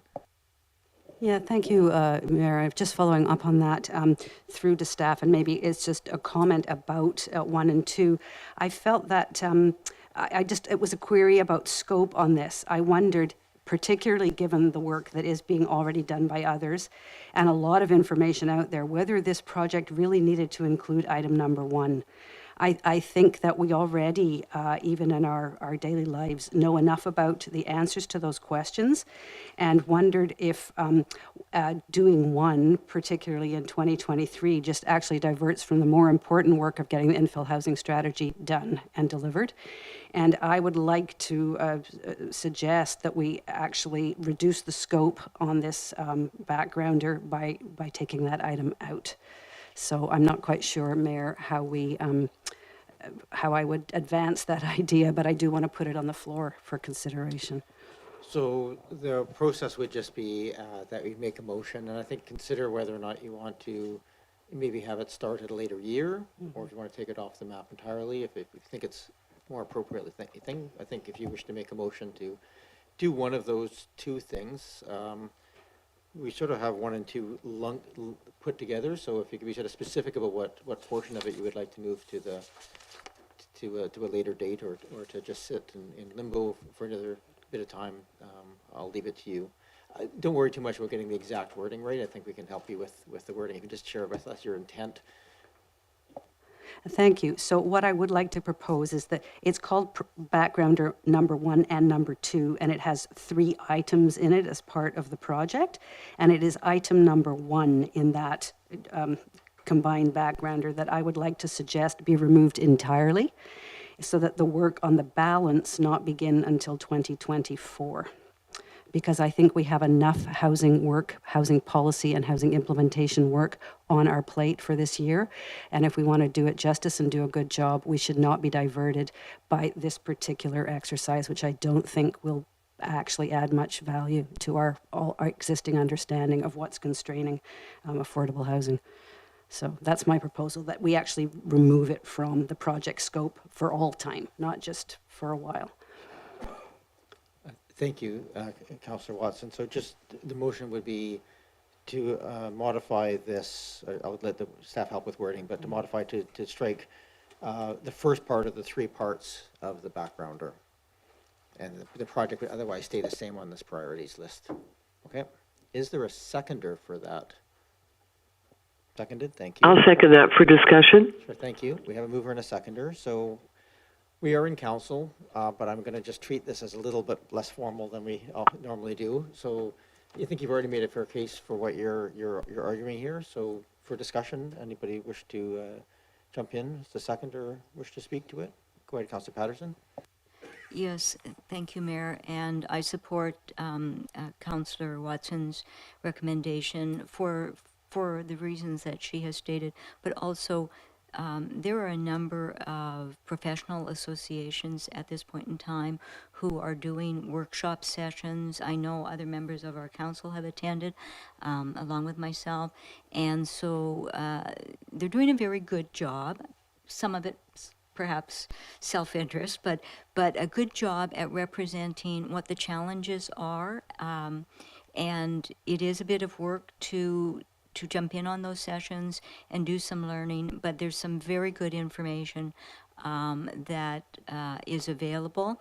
And of course, for the reasons that I also stated, I think that there is going to be some overlaps of this with Bill 43, the Housing Supply Act, and the key performance indicators that we're going to have to keep with that. So I would like that to wait until that comes to fruition. And I would also like us to really focus on our secondary suites and infill housing and getting those projects delivered to the community with all of the bylaw policies that are required so that we can move forward soundly on that basis. Thank you. Thank you, Councillor Patterson. Go ahead, Councillor Appleton. Thank you, Your Worship. Speaking against the motion on the floor, I will just note at this point that the original genesis of this discussion around the council table and the original motivation for discussing constraints to affordable and diverse housing originated with my original motion that essentially is started off as that first component of that of what is in the backgrounder. This topic was not being discussed at the council table before that motion was brought forward. The motion as brought forward was intentionally broad and strategic in scope because of the recurrent issue of challenge to what constitutes affordable housing and the persistent and recurrent conversation that crops up in the community about Oak Bay not being fundamentally impractical for affordable housing considerations. So I wish this, if we want to call it a strategic or a conceptual or a higher level aspirational goal, to be retained in this backgrounder, because I want, in my view, council should indicate their desire to achieve affordability in the Oak Bay context. And challenge the assumption that Oak Bay is fundamentally incompatible with affordable housing. So I just, this topic was engendered by this original motion that now forms portion number one. Not that the other components are not significant, but I think that the aspirational goal of working towards not excluding affordable housing from Oak Bay should be retained. Thank you, Your Worship. Go ahead, Councillor Smart. Thank you, Councillor Appleton. I will also be speaking against this motion. I can understand wanting to take this first piece and change it a little bit more into action orientation, but I definitely wouldn't want to see it disappear. And I guess, as it's been said, we know what all these things are, but we're not doing any of these things, and it's not enough for us to know them. And what we need to do, I feel, in this first step is to list those things that we know and actually come up with the concrete things that we can do to address these. And I would love to give I'd like to hear from planning a little more background on what they imagined from this, because I don't feel this one sentence maybe gives it justice. I'd like to hear a little bit more.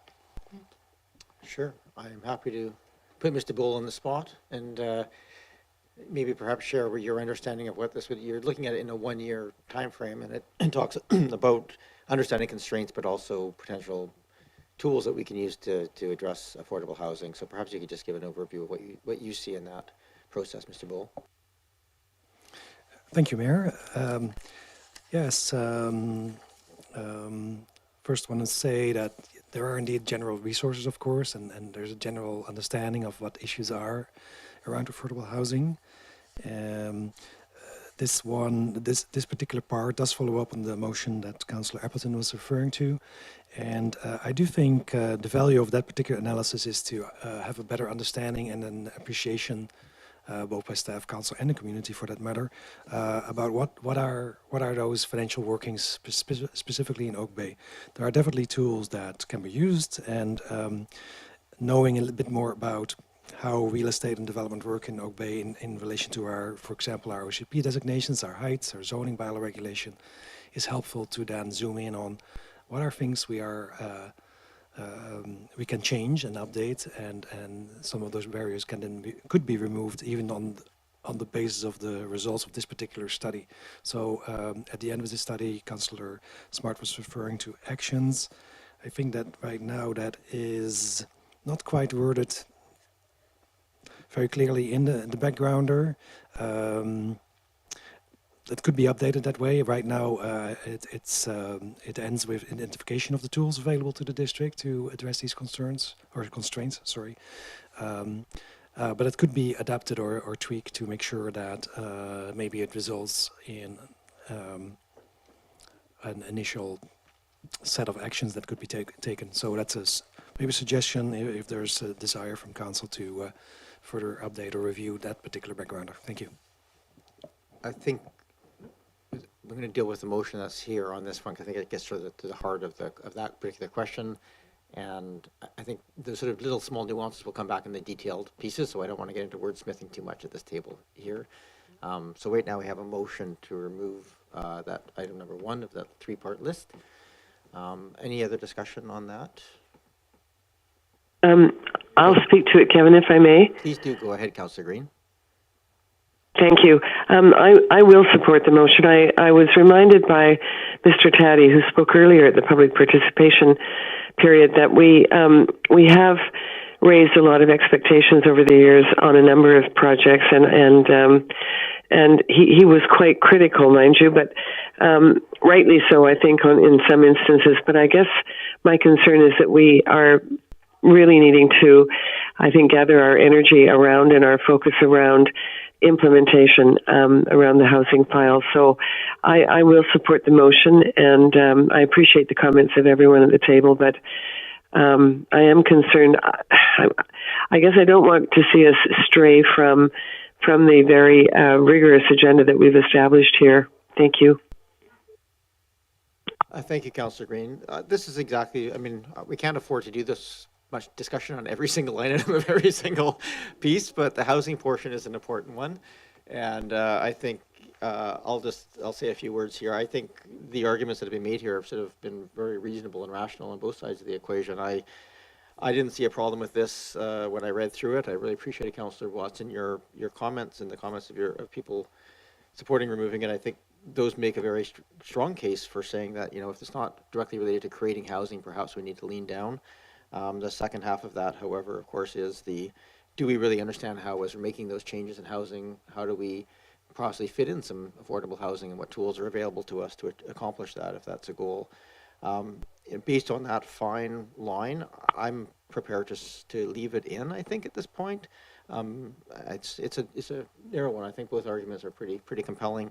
But I think I think we don't necessarily have a good shopping list of ways that we can tie in some of these affordable housing pieces. And it was interesting, I was sitting at the Housing Corporation meeting, and somebody asked the question of what defined affordability, and the staff there went through, I think, about 7 different definitions, depending on who the funder was, because the funders of these programs define it, how they see fit as a percentage of income or as a dollar per square foot, and all these different mechanisms depending on those. So I think if we understand those tools well and we have that ability to bring it to the table, then as we're making decisions, we might be able to slot this in. So I'm prepared to leave it intact, but I'm also willing to listen to anybody else who wants to have comments before we get to a question. Go ahead, Councillor Smart.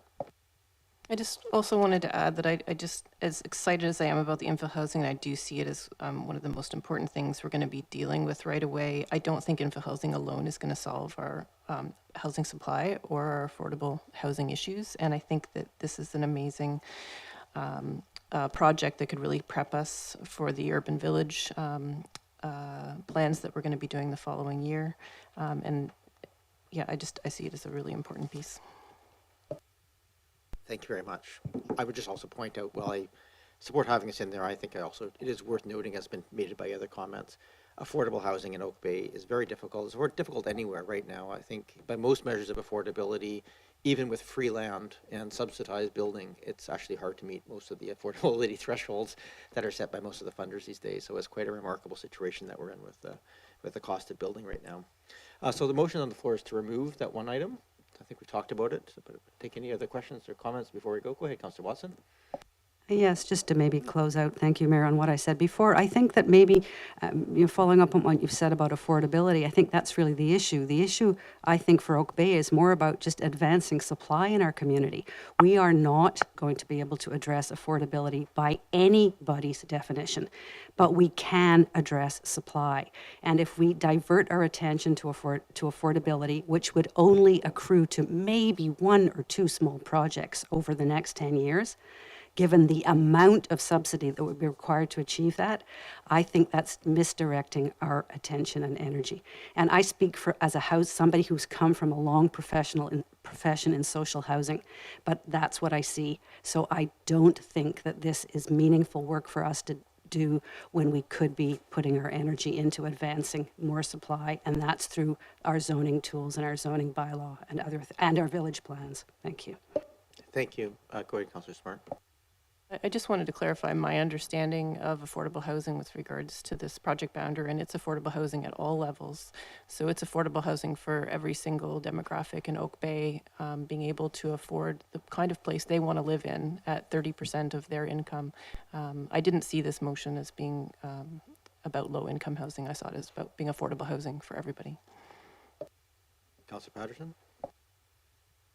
Yes, Mayor, and I think that a lot of these things are going to come to the surface as we do get the impact of the new bill, and I think that also the province will have an undertaking on their part to get some of the statistical information that will help inform these processes.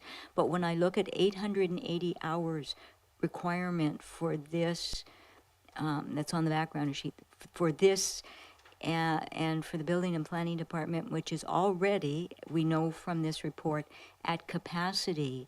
So even if we're using consultants to do it, it still means oversight by our staff. And I really passionately want to see us move forward with the policy writing and the zoning, the bylaws that we need to actually implement the housing program. So I can't see allocating 880 hours to producing another report as opposed to moving forward with the initiatives that have already been started. Thank you, Councillor Patterson. I just want to make sure that we're clear on this. I don't see the number 880 hours attached to this backgrounder. Am I? Oh, there we go. Estimated impact hours. Thank you. Just blind. Need stronger bifocals here, apparently. Okay. Motion on the floor to remove. I really appreciate this. Has been a very interesting discussion. Certainly good cases to be made on all sides of this, and maybe waffling here as I get to the final line. Any other discussion before I call the question? So the motion right now is to remove that first line. Seeing none, I'll call the question. All those in favor? And those opposed? Yes. Councillor Green opposed. Councillor Apple. Oh, you're in favor, Councillor Green? I am in favor of the motion on the floor, yes. Okay, thank you. And then opposed? I have Councillor Appleton and Councillor Smart opposed. That carries with 4 in favor. So thank you. And so that is now modified to strike that first line of the two. So we don't need any further motions on that. It does actually just is now, we now have an amended motion, original motion with that change. Is there any other discussion on items 1 and the backgrounders for 1 and 2? Yeah, go ahead, Councillor Smart. I just had a question about the motion that was just carried. So that was just removing portion 1. And can I just clarify whether that means that this is just not starting for 1 year, or if there was an intention to move steps 2 and 3 forward? Thanks. Mr. Bull, it looks like their part 2 of 2024 is reliant on the infill housing moving forward before we get to it. So is that would stay in 2024 at this point? Is that correct? Thank you, Mayor. I'm wondering if Ms. Bay can advise us. I think that probably means that would stay the same unless Council gives other additional direction about the timing. Thank you. Okay, thank you. I have a sneaking suspicion part 1 is going to come back to us by writ by the province at some point to direct us on how they want us to address affordable housing pieces anyway. But I think at this point, Councillor Smart, it would mean that 2024 would start section number 2. Okay. Are there any other questions on this piece? I might also just ask if anybody has questions or references to the workforce plan, because that's a big part of this, is that also that whole piece. Now that again will come into the budgeting process for more fulsome discussion. However, it's here right now for as well for us to ask questions, and I think it's probably an appropriate place to do it. And I have one question, if I might, Mr. Bull. Not seeing other hands shooting up. I just noticed that in attachment 7, which is sort of things to in the parking lot that we had earlier, there was a streamline the building and planning process, and I know that work is sort of ongoing as time passes in any case. And I'm just wondering, as we look at adding more staff to deal with the increase of demand and supporting a faster response time, which I think we can all agree is a necessity, is to shrink our turnaround time on the applications. Is there anything that we can do in this process, like perhaps highlighting that the changes I know that are sort of already being undertaken as a council priority to look at ways of bringing in technology or other things of that nature to raise them up at a priorities perspective, so that we're seen to be looking at it as from an efficiency perspective as well as a staffing perspective. Is that something that is worthwhile? Or maybe it's better given to Ms. Bay or Ms. Williams. I'm not really sure, but it's just a question I had, because I know it's certainly going to be a question asked. Go ahead, Mr. Bull. Thank you, Mayor. I can start, and if Ms. Bay or Williams would like to add, I encourage them to. Yes, that is that particular project is right now in the later list. The advantage of that project would be that would give us some designated time and maybe money, if need be, to specifically look at some big moves in terms of the processes that we currently have in place. I do think so that right now that is for later. In the short run, with the current work plan, there is an item listed in number 4, but it's more that's about advanced department service excellence. It's more about the practical details right now. About those are pretty minor things, so that is more limited. The other thing, the third thing that we will have an opportunity to look at, particularly with the infill housing project, assuming that proceeds this year, around the implementation of that program. We definitely intend to also look at what are the processes like, and there is an opportunity there, at least specifically earmarked to that project, to look at process improvements specific to that project as part of the project, so to say. But the bigger overall issues right now are going to be dealt with later at a later date. Thank you. Thank you. Ms. I don't know if anybody else wants to add anything. Ms. Bay, Ms. Williams, I don't see any hands popping up, so. Thank you for the answer, Mr. Bull. I know we're also, I think, hoping to get a grant at some point to maybe help with some of that work as well. Go ahead, Councillor Patterson. Yes. Yeah.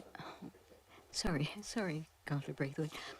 Just, I guess on this, when I look at this, it would be very helpful to have an understanding of some of the needs of the building and planning department, and certainly with respect to staff. But I would really like to know what portions of it affect the net operating budget for building and planning, how that compares to our 2022 to 26 financial plan, and in the previous year actual net operating budget. So in other words, are there portions of this that we are going to collect in fees if we're revamping some of the process to speed it up or whatnot, is some of this going to be recovered through fees?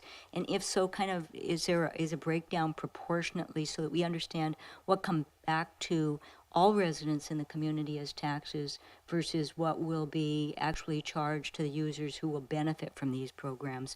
That's not evident in this. And Mayor, through you, I don't know, but either our Director of Building and Planning or our Director of Finances may say that I have to wait until we get into more of the details of this.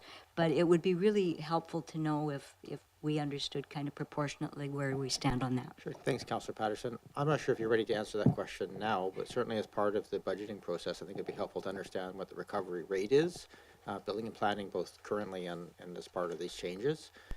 Do you know those answers at this time, Mr. Payne? Your Worship, myself and Mr. Bull have prepared some preliminary estimates, which we do plan on integrating into the financial plan. Just as a preview, we expect a $50,000 increase to our revenue, so some offset to the tax increase, but it's preliminary at this point, so I will bring forward further information during the budget process. Thank you, Councillor Patterson. Thank you, Mr. Payne. Go ahead, Councillor Braithwaite. Thanks. I'm just looking at the work plan and looking at the page 6 under point 2.8. At the very bottom, it says this estimate does not include the potential impact of infill housing options or substantial changes in the demand for core services up or down. Can you explain that to me? Like, do we know what kind of an impact that might have? Like, if that's another FTE or what that might be? Mr. Bull? Your Worship, that is hard to say at this point. That's why it's not included. For the secondary suites, for example, we know that how they are now regulated. So when we see a certain level of interest, so for example, on that particular one, we're kind of anticipating about 275 hours of staff time needed, but those are applications, right? So there is also revenue coming in for that. And for the infill housing, because there's different ways to organize the way different types of infill housing could be approved, that will determine how much staff time is needed. Is there a rezoning process and a development permit process and a building permit process? That's probably the maximum staff time needed. Or is it, as of right, just a building permit? That's a much more limited amount of time needed. So that's where the unknowns are at the moment, without knowing exactly how we're going to set up the program. We can't really give you I could give you an estimate, but it would be a huge range. So thanks. Thank you, Mr. Bull. Thanks, Councillor Braithwaite. Any other questions at this point? Any? Thank you for that. So that's 1 and 2. Can we perhaps move to the next one on this item? They won't all take this long, I don't think. Secondary Suites Incentives Program, which it's titled Incentives, but it's really the whole regulatory framework around the secondary suites. Is that correct, Mr. Bull? Mr. Mayor, well, the regulatory framework was changed last year, so we're not really anticipating any further changes so much there. So that's why that was staff interpretation and recommendation. We did change the name and recommended a different approach because the implementation of the changes themselves are pretty much underway and mostly done in the sense that we are accepting applications. But this particular interest we thought would be around what else can we do to further encourage it and improve the uptake. The timing is 1 year later, so we have some experience with the new process. Thank you. Thank you very much. I don't see any other hands popping up. Councillor Green, if you wish to ask questions, just speak up because I can't see you at this point on our screen. So you just have to just speak if you wish to be heard. Yes, thank you, Mayor. Sorry about that. It is difficult to follow, and you can't see me at all. So my only question on the secondary suites, and thank you through you to Mr. Bull for being there tonight and for answering our questions. I see it says budget year 2024. Does that mean that the implementation of secondary suites will not occur until 2024?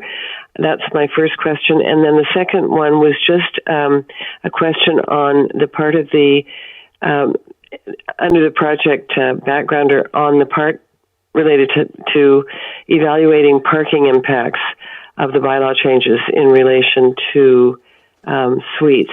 So I thought that we had probably addressed that issue in our early discussions and adoption, but I just wanted to know if Mr. Bull had any further comments. So I hope those two questions are clear. Thank you. Go ahead, Mr. Bull. I think they're very simple answers. You can probably give one-word answers. Go ahead. Great. Through the Mayor, no, the implementation is already done, so to say, by changing the zoning bylaw last year. So we are accepting applications as of September last year.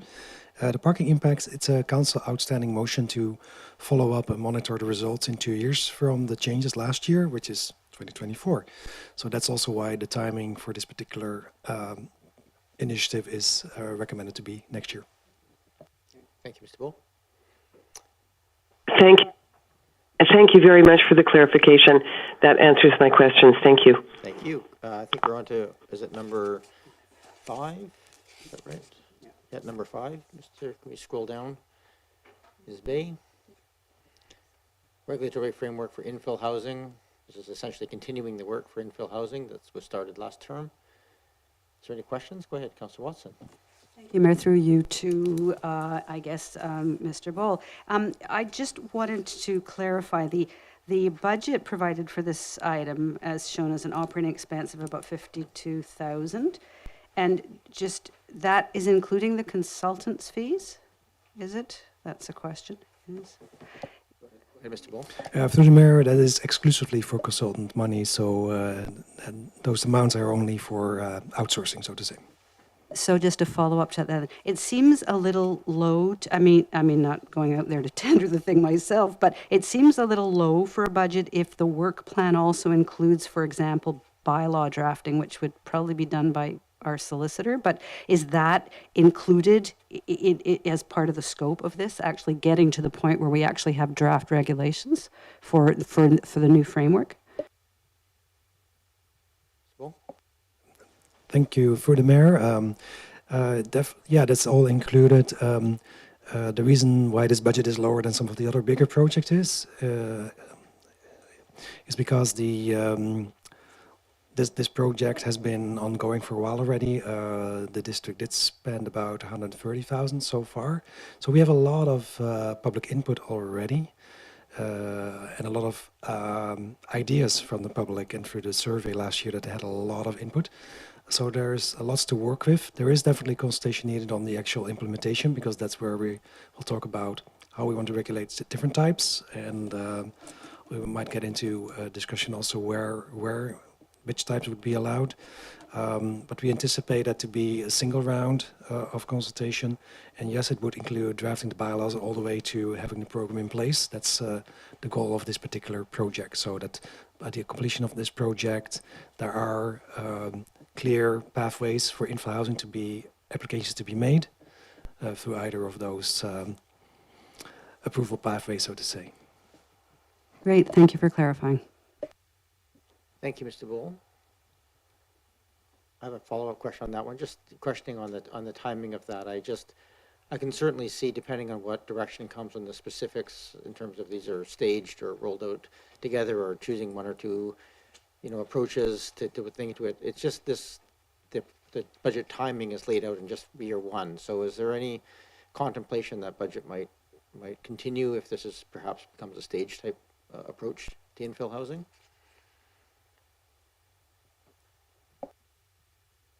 Yeah, thank you, Mayor.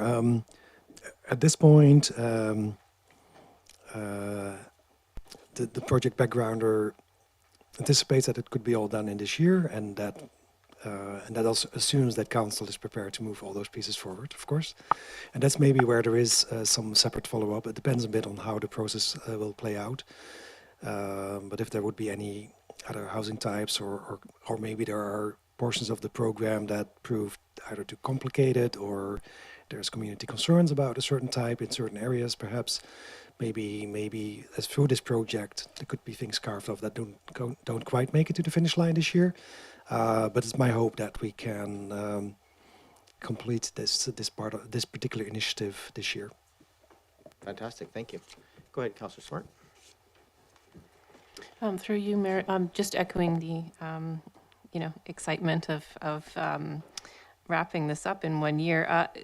Should the engagement and rollout of the regulatory part of the infill housing lead to things like reviewing parking minimums, would that be absorbed in that project, or would that need to be another project in itself? Just thinking ahead. Mr. Bowl? Yeah, I'm going to give you a somewhat vague answer. I think it probably depends. On the one hand, I think with the secondary suites, we did address parking specifically right at the time of the bylaw changes, so it's possible and it's preferable, in my opinion. At the same time, if through this project, parking becomes a bigger topic of conversation that maybe needs more additional consultation, for example, you could also, maybe there's a need down the road to separate that part out and say, well, we have all the housing options and most of the framework done, and we'll have a separate, more in-depth look at parking later. I think those are both options. As I said, preferably whatever the parking provisions are that are needed to be successfully implementing the infill housing options. I hope we can address that through this project as well. Thank you, Mr. Bull. Don't see other questions on this one at this point, so maybe we can move on to item number, I think it's 9 is the next one. So this is the village area plan with the cost $150,000 and date starting in 2024. Go ahead, Councillor Braithwaite, then Watson. Thanks, Mayor. And I'm just wondering, now that we've kind of removed something out of item number 1 and 2, I'm wondering if we can perhaps consider starting something in the village area plan consultation or something to do with the village area plan in this year, in 2023, if that's a possibility.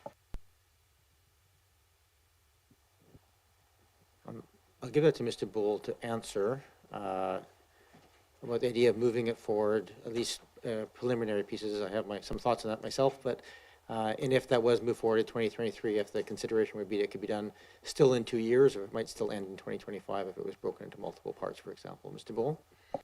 Yeah, thank you, Mayor. The amount of time of that particular item from backgrounders 1 and 2 that got removed is fairly small in scope, at least in staff time, because that portion would be done by a consultant. So it doesn't free up a lot of time. So I would be, as it stands now, as part of the current package, I would be very reluctant to start up a big project like Village Area Plan before wrapping up some of the other about 6 in-stream projects that includes infill housing. So, but that's, however, if you provide us with direction that you really would like to see the infill housing project starting this year, sorry, the village area planning starting this year, then we can look at the options and what that might mean, either in resources or consultant funding needed. So that's up to you to give that clear direction if you wish. So thank you. And just for clarification, that would require a motion at this point if that was the desire. So Councillor Watson, then Councillor Patterson, then Councillor Smart. Yes, thank you. Through you, just first a comment, Mayor. I was just following up on Councillor Braithwaite's query about whether we could advance this or move it forward more quickly. I did. I'm sort of been thinking in myself about whether this is a project that might be phased with discrete chunks that were geographically specific. And perhaps that was the thinking in preparing this backgrounder, but I can't see it explicitly. So I guess I have a question. Do you see this rolling out as a project that focuses on, say, I'll just give you an order for purposes of argument, Oak Bay Village, then Cadbra Bay Road, then Estevan Village, and spread in chunks like that? Or did you see these 3 exercises or these 3 plans rolling out concurrently? So that's my first question. Mr. Bull? Yeah, through the Mayor, this project backgrounder assumes all at once. But that crossed my mind as well. Is there a way to separate them out? That might be within the 2 years, maybe when we get to the more detailed planning. Within the 2 years we do it that way. But it could be another approach if Council wishes so, to say, well, are there certain priority areas we want to look at first and before 2024? That would be good to know.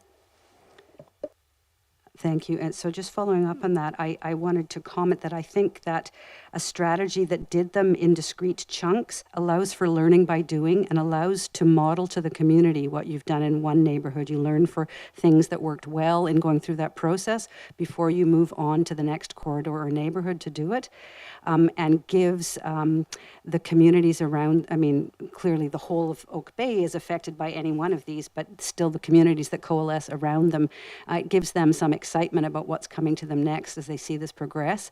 And it's maybe a silly example, but I do remember when they seismically upgraded the schools in Oak Bay, they made a very big mistake with the first one, which they learned from, and then rectified how they did things for the following two and all subsequent seismic upgrades in schools in Greater Victoria. So it's not to say I think we would do a bad job on the first one at all, but I just think that there will be learning and there will be excitement.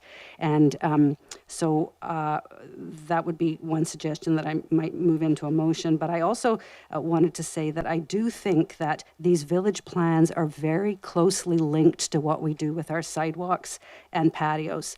And to try and separate those as two separate exercises may not work very well, because you may be forced to make decisions about something in the absence of a greater understanding of what can be coming your way once you've reshaped the villages with the new planning framework. And then a third comment is that I really think that these budgets needs to include urban design money. It's really not just about the zoning and the planning framework. It is also about the very physical nature of the space and the quality with which it's built.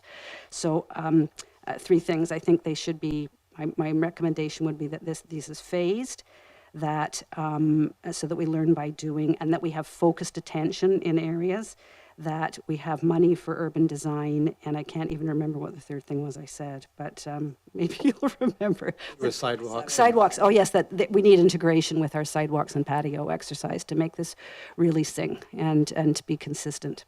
Thank you. Thank you for those comments, Councillor Watson. No motion at this point, but we can certainly get to them after a bit of discussion. Go ahead, Councillor. Make sure I get them in the right order here. Patterson and Smart. Yes, thank you, Mayor. And I won't, I think Councillor Watson has made some good points, and so I'm not going to go back over those. But I would like to understand for these plans, what our plans are to gain market data on economic viability, based on the community's needs. So kind of the economic viability of different types of businesses, marketability of it, the data that we will use, or the merchants could use to make decisions on what they want to do in the future, and we can make decisions on what we want to do in the future. So just an explanation of how we are going to source that data to make sure that we're getting current market data. Councillor Patterson. Go ahead, Councillor Smart. Through you, Mayor, to Mr. Bull. I just wondered if this project can also include a study of potentially the missing urban village centers, utilizing the 15-minute city concept, particularly supporting the Henderson community in establishing, should opportunities arise with partnerships in the future for an urban village center in the Henderson neighborhood. And perhaps there are other areas too that in the future, as we look towards adapting to climate change and keeping our commuting down, that we make sure that we're looking forward to a future where we're supporting our entire neighborhood with an ability to have an urban center. Thank you, Councillor Smart.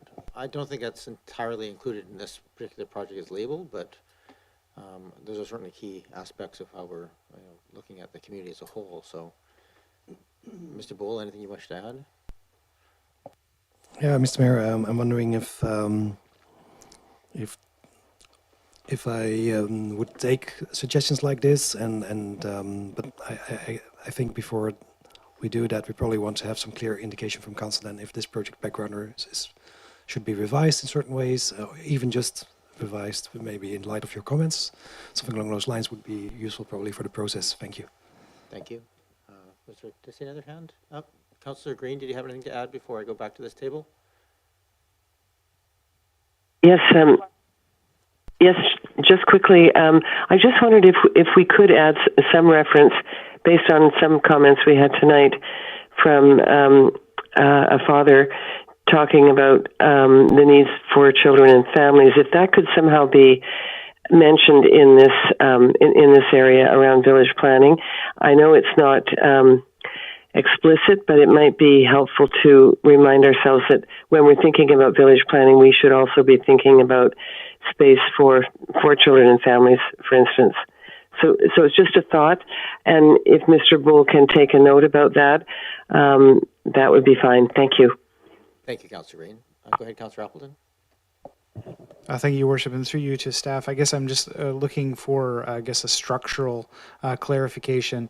I do want to try to explore the idea of accelerated timelines and evaluating, receiving information from the Community Building and Planning Department as to what the financial and resource implications of doing that are. It's not specifically attached to the village plan, but rather all of the components that fall under community building and planning. So I'm just wondering whether or not, essentially what we have in front of us right now is a backgrounder that would carry forward into the financial planning process and have a dollar value associated with it.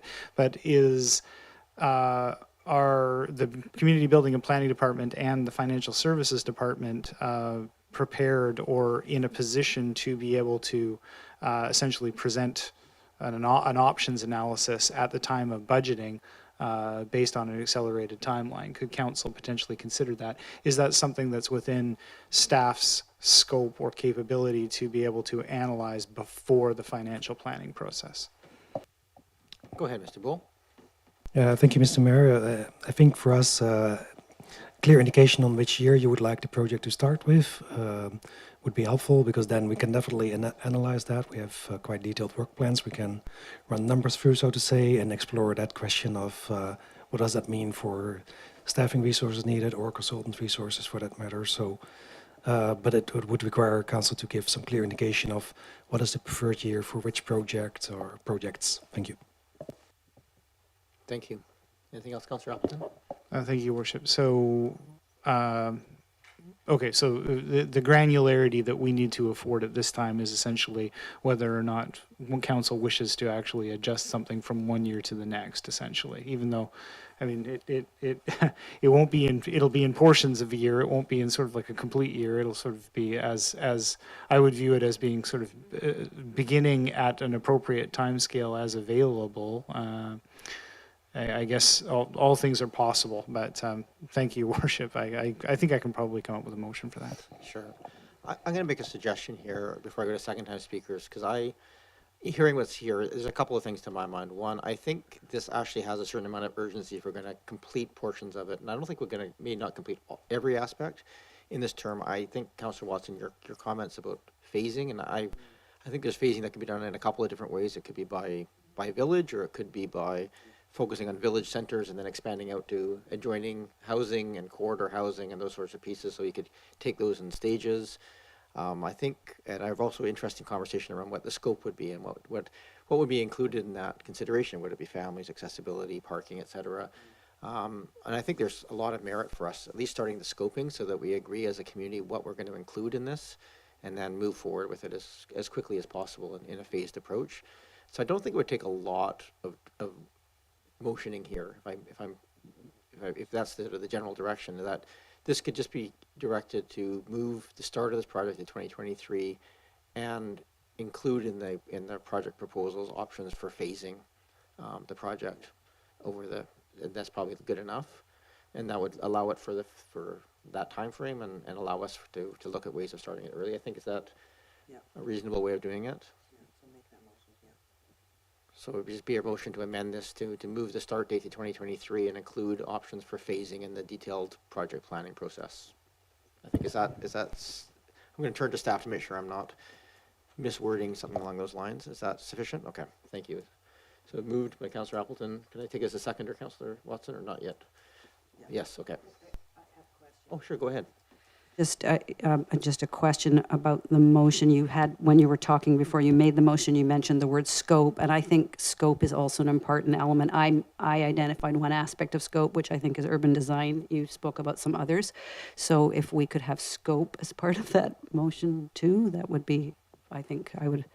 I don't know, I'm now amending the motion, but maybe that's what you No, I meant to think say. it's Okay, mover and all right, second. okay, We can do okay, a friendly thank to you. Okay, yes, include okay. options for scope and phasing. Okay, thank you.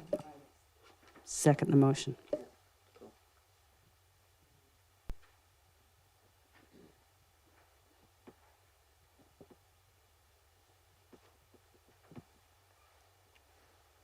So, Councillor Green, I don't think you can see the screen because I don't think you got your link working, so I'm just going to read it to you. The motion that's on the screen right now is that the start date be moved to 2023.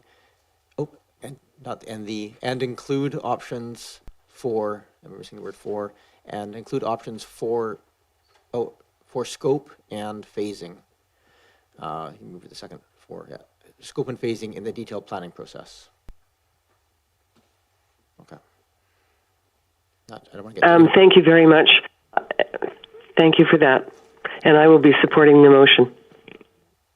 So is there any other discussion on that change? Okay. So why don't we call the question then? All those in favor of the motion to adopt or amend, sorry. That passes. Thank you. Is there anything else on the village area planning piece that people want to bring forward? Thank you. I think I'm excited about that starting, and I think I have some thoughts I think we can discuss as council to how we might move that incrementally forward. Thank you, Mr. Bull, for that. Moving on, I think we have what's the next building and planning one? Is there one more? Or is that the last building and planning? Number 16. Number 16, thank you. So develop tools needed to regulate, permit sidewalk patios and prepare associated design guidelines. I think it goes hand in hand. Yeah, this is essentially, we have to, it goes hand in hand, but we have to do this work this year. Is that correct for perhaps not. Go ahead, Mr. Bull. So it's just. Yeah, thank you, Mr. Mayor. Maybe I'll take the opportunity to clarify that this is not the project that's already underway. Okay. That one is from last year, and that's was started in December.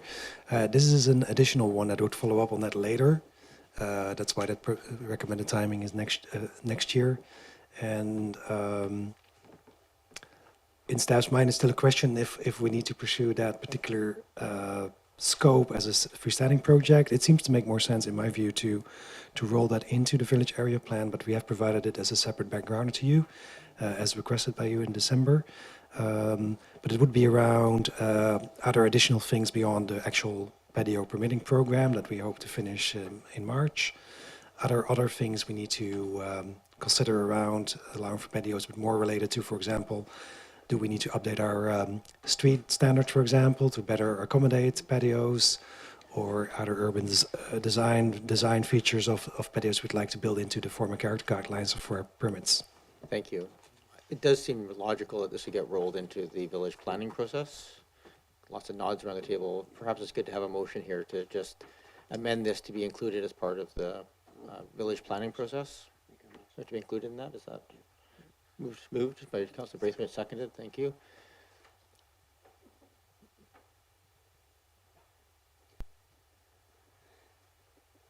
So Councillor Green, the motion that's on the screen here is the motion that this item number 16, be included in the village planning process. I don't see any other hands to discuss that. Yes, thank you for that, and I will support that motion. Okay. I don't see any other discussion. Just want to make sure it's on the screen so when we make the call. I'll call the question. All those in favor? Any opposed? None opposed. Thank you. And number 43. Thank you. I have mine in my order here. So number 43. Let's go up on the screen. Number 43. This is the change rules for home-based business. Anticipated to undertake this year. We had a speaker here. It wasn't a home-based business, but it was certainly a business today. And I guess, is there any questions of this, of staff? Comments? Oh, Esther, go ahead. Yes, thank you, Mayor. And through you to staff, just a clarification. When I look at the dollar amount that is set with this changing the rules for home-based businesses. I guess I see this as a bit more broad scope project because there's working from home and there's home-based businesses, and home-based businesses can in fact translate into businesses that have been previously in a commercial environment and for convenience or desire or whatever have been moved to a residential area. And so will this also look at the regulatory framework that might be required for all businesses, like health concerns for perhaps food businesses, safety concerns for businesses that where those may apply, businesses where people keep equipment for their business located on a residential lot? So how limited or how broad is the scope of this project? Go ahead, Mr. Bull. Through you, Your Worship, the scope is limited and focused. So when I drafted this background, I was imagining a fairly small-scale change to the business bylaw, business licensing bylaw around home-based businesses, not particularly working from home necessarily, because the key thing around the home-based businesses is around can you receive customers? I think that's the issue that has come up. As we know, so it's geared to that. So yeah, right now, and that also explains the lower dollar amount because that is reflected in that budget as well. Go ahead, Councillor Smart. Harrison, you still have the floor. My apologies. Go ahead. Sorry, Mayor. And just as a follow-up to that, then there could be the nature of some of these businesses could also affect bylaw enforcement. And so will that also be considered at the time we look at this for what is presented before us tonight? Mr. Bull? Yeah, through the Mayor, at a high level, so what I imagine this project would result in is a review of what other communities have been doing, exploring what kind of businesses are in our community that have limited impact. And at a high level, we would review what kind of high-level guidelines, requirements would be set in the bylaw to regulate them, and that would include consideration of what can you enforce and what is invisible and it's hard to enforce. So I think at that kind of high level, that's where I would that would be covered by this project.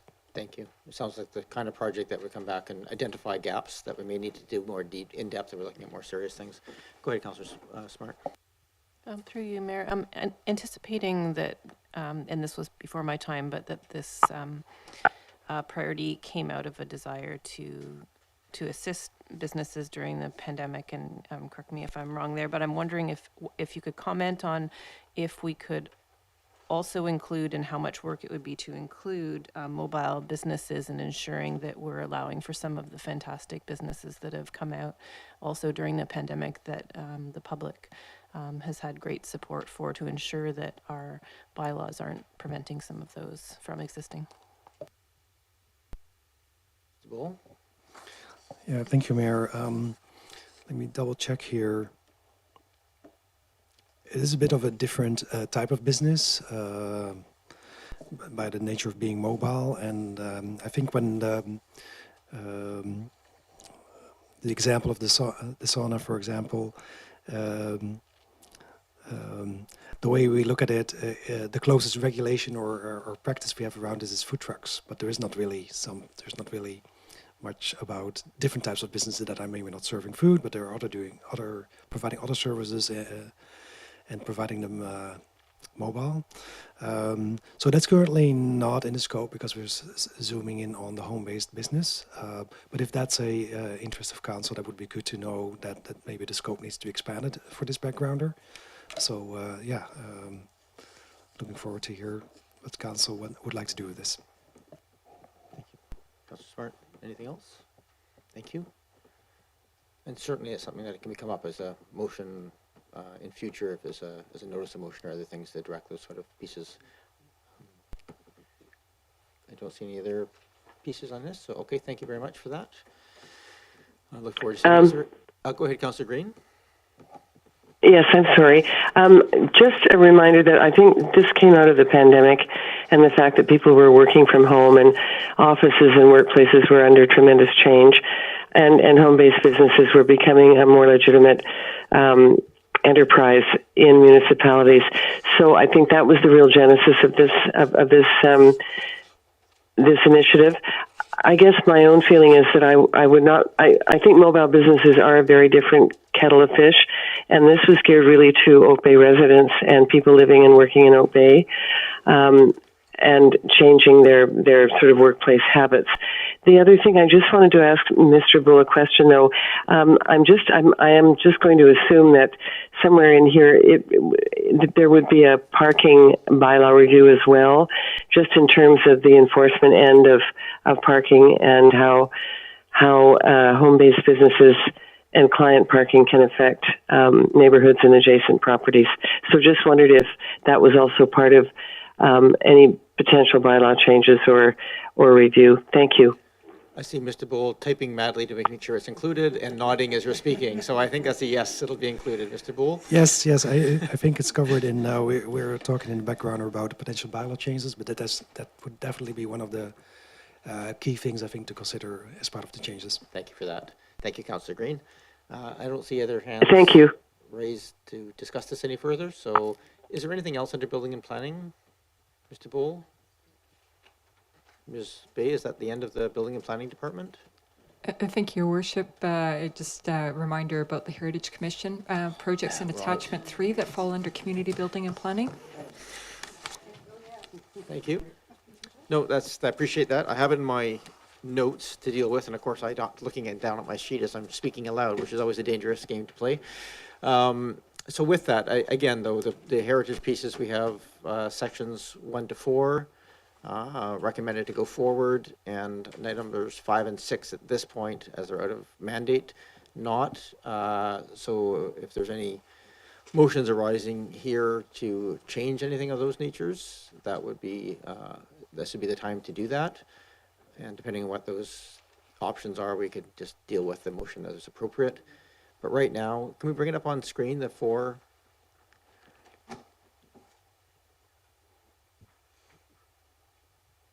We're bringing it up here. But perhaps we can go within our document itself to have a look at it. So the 4 heritage pieces, if it helps, I can read them out.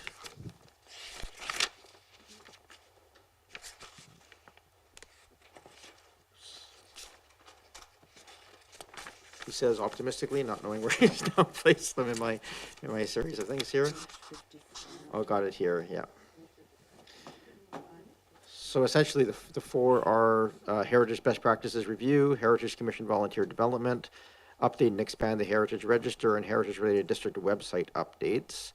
All of those are well within the form as part of their planning process, and as noted, are included in the operational budget assigned.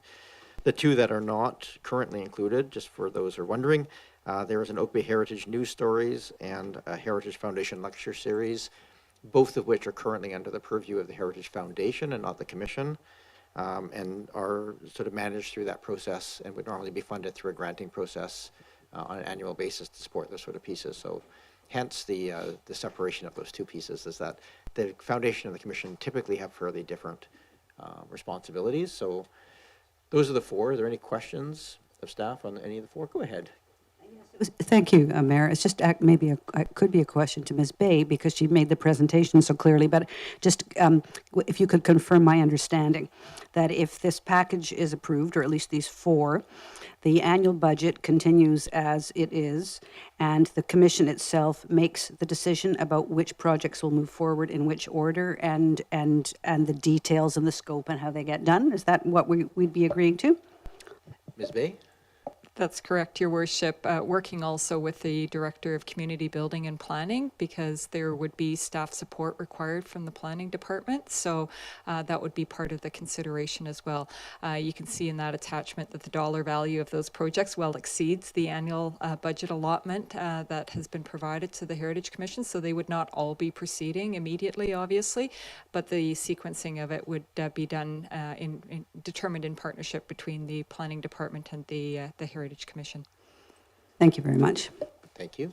Other questions? Go ahead, Councillor Appleton. Thank you, Your Worship. I would just make the comment at this juncture as the former liaison to the Heritage Commission and the current liaison to the Heritage Foundation, that I guess I would indicate to both the public and the members of those respective bodies that, you know, that the not moving forward with items 4 or 5 and 6, excuse me, isn't reflective of how significant they are or whether or not they are important or have impact.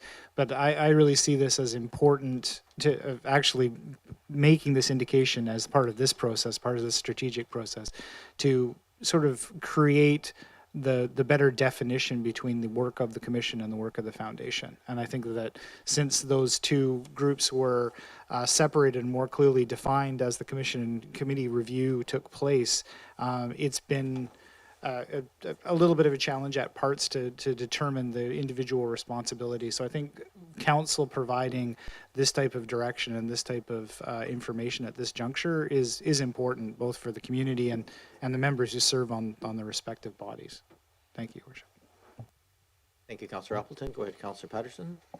Yes, thank you, Mayor, and through you to staff, whoever can appropriately answer this.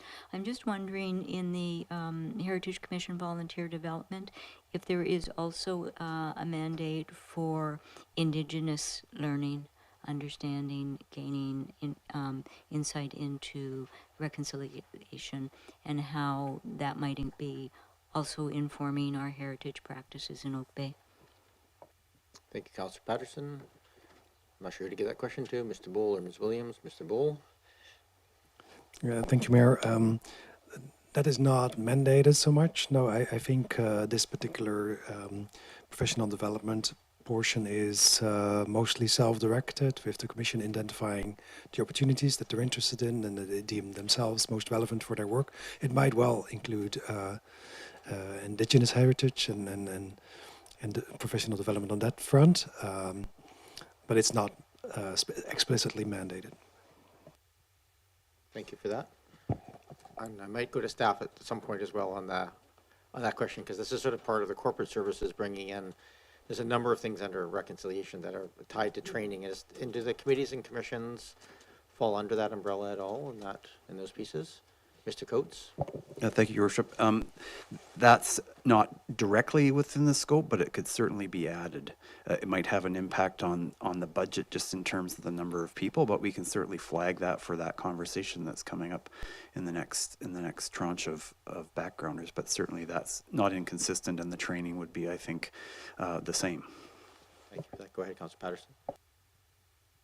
Thank you, Mayor. And also, just for clarification, is this then mostly referencing the built heritage in Oak Bay and not the natural heritage?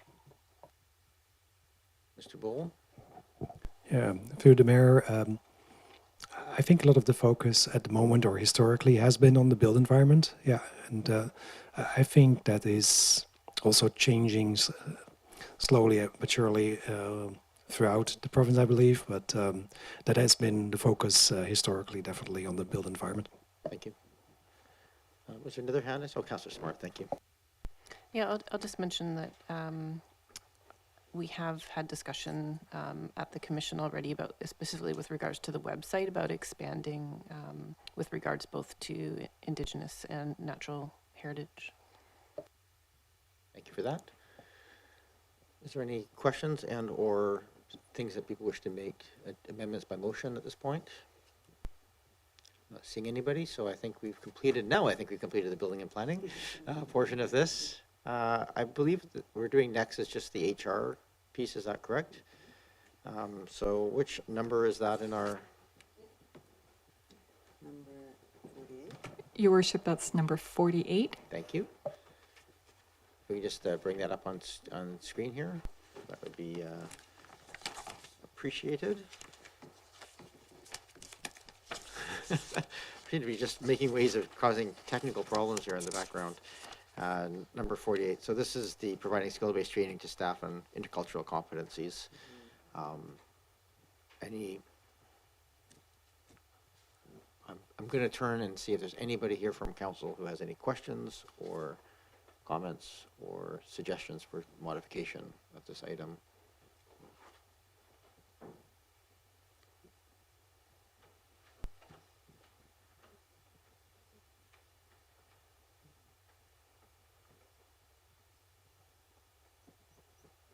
don't see any hands popping up. Ms. Donnelly, I think you're off the hook on this one. Okay, thank you for that. Thank you for sticking around for that piece as well. I will point out Ms. Donnelly offered or stuck around largely because there are, of course, questions really. I'll come to you. Because the backgrounder on the building and planning, of course, addressed needs for potential new positions, and so it was good to have you here for that discussion as well, so we could have you part of that. Sorry, go ahead, Councillor Watson. Sorry about that. I just noticed that I did have notes on this item, so I do have a question through you, Mayor, for Ms. Donnelly, please. This is identified as a kind of one-off, but I wondered if this would be something that might be routinized on an annual or biannual basis as a requirement for all new hires in the organization as part of HR orientation or as part of their onboarding or, joining the community of staff. Go ahead, Ms. Donnelly. Nice to have you in the room. It's Thank very you. rare. Thank you, and through the chair, I think that's a really good idea. As a matter of fact, we've created a new employee orientation program through HR that will be rolling out this year. And some of the things that we're looking at are things like videotaping training that we can use as a tool for all new hires. And so I think that's an excellent idea. That's certainly something we'll be looking at. Thank you. Just giving time. Go ahead, Councillor Smart. Sorry, I'm trying to move through the meeting, so No, I know. I'm getting a little quick, so just make sure you're firm with the hands up in the air so I can see them. Go ahead.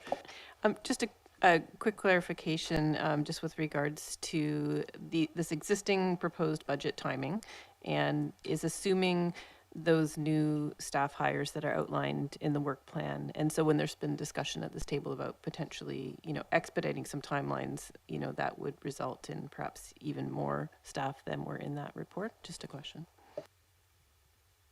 Ms. Donnelly? I'm sorry, I'm not quite understanding the question.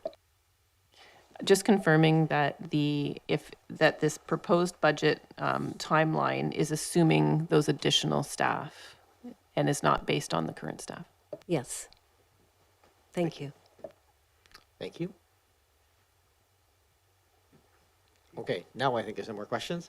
So I will go to what's up next on our list of department focused. Thank you, Your Worship. That would be corporate services. All right. So up first, number 42, we have the refresh website. Now this is going to come back with a significant, basically options for us to consider in terms of scope just by the nature of its wording.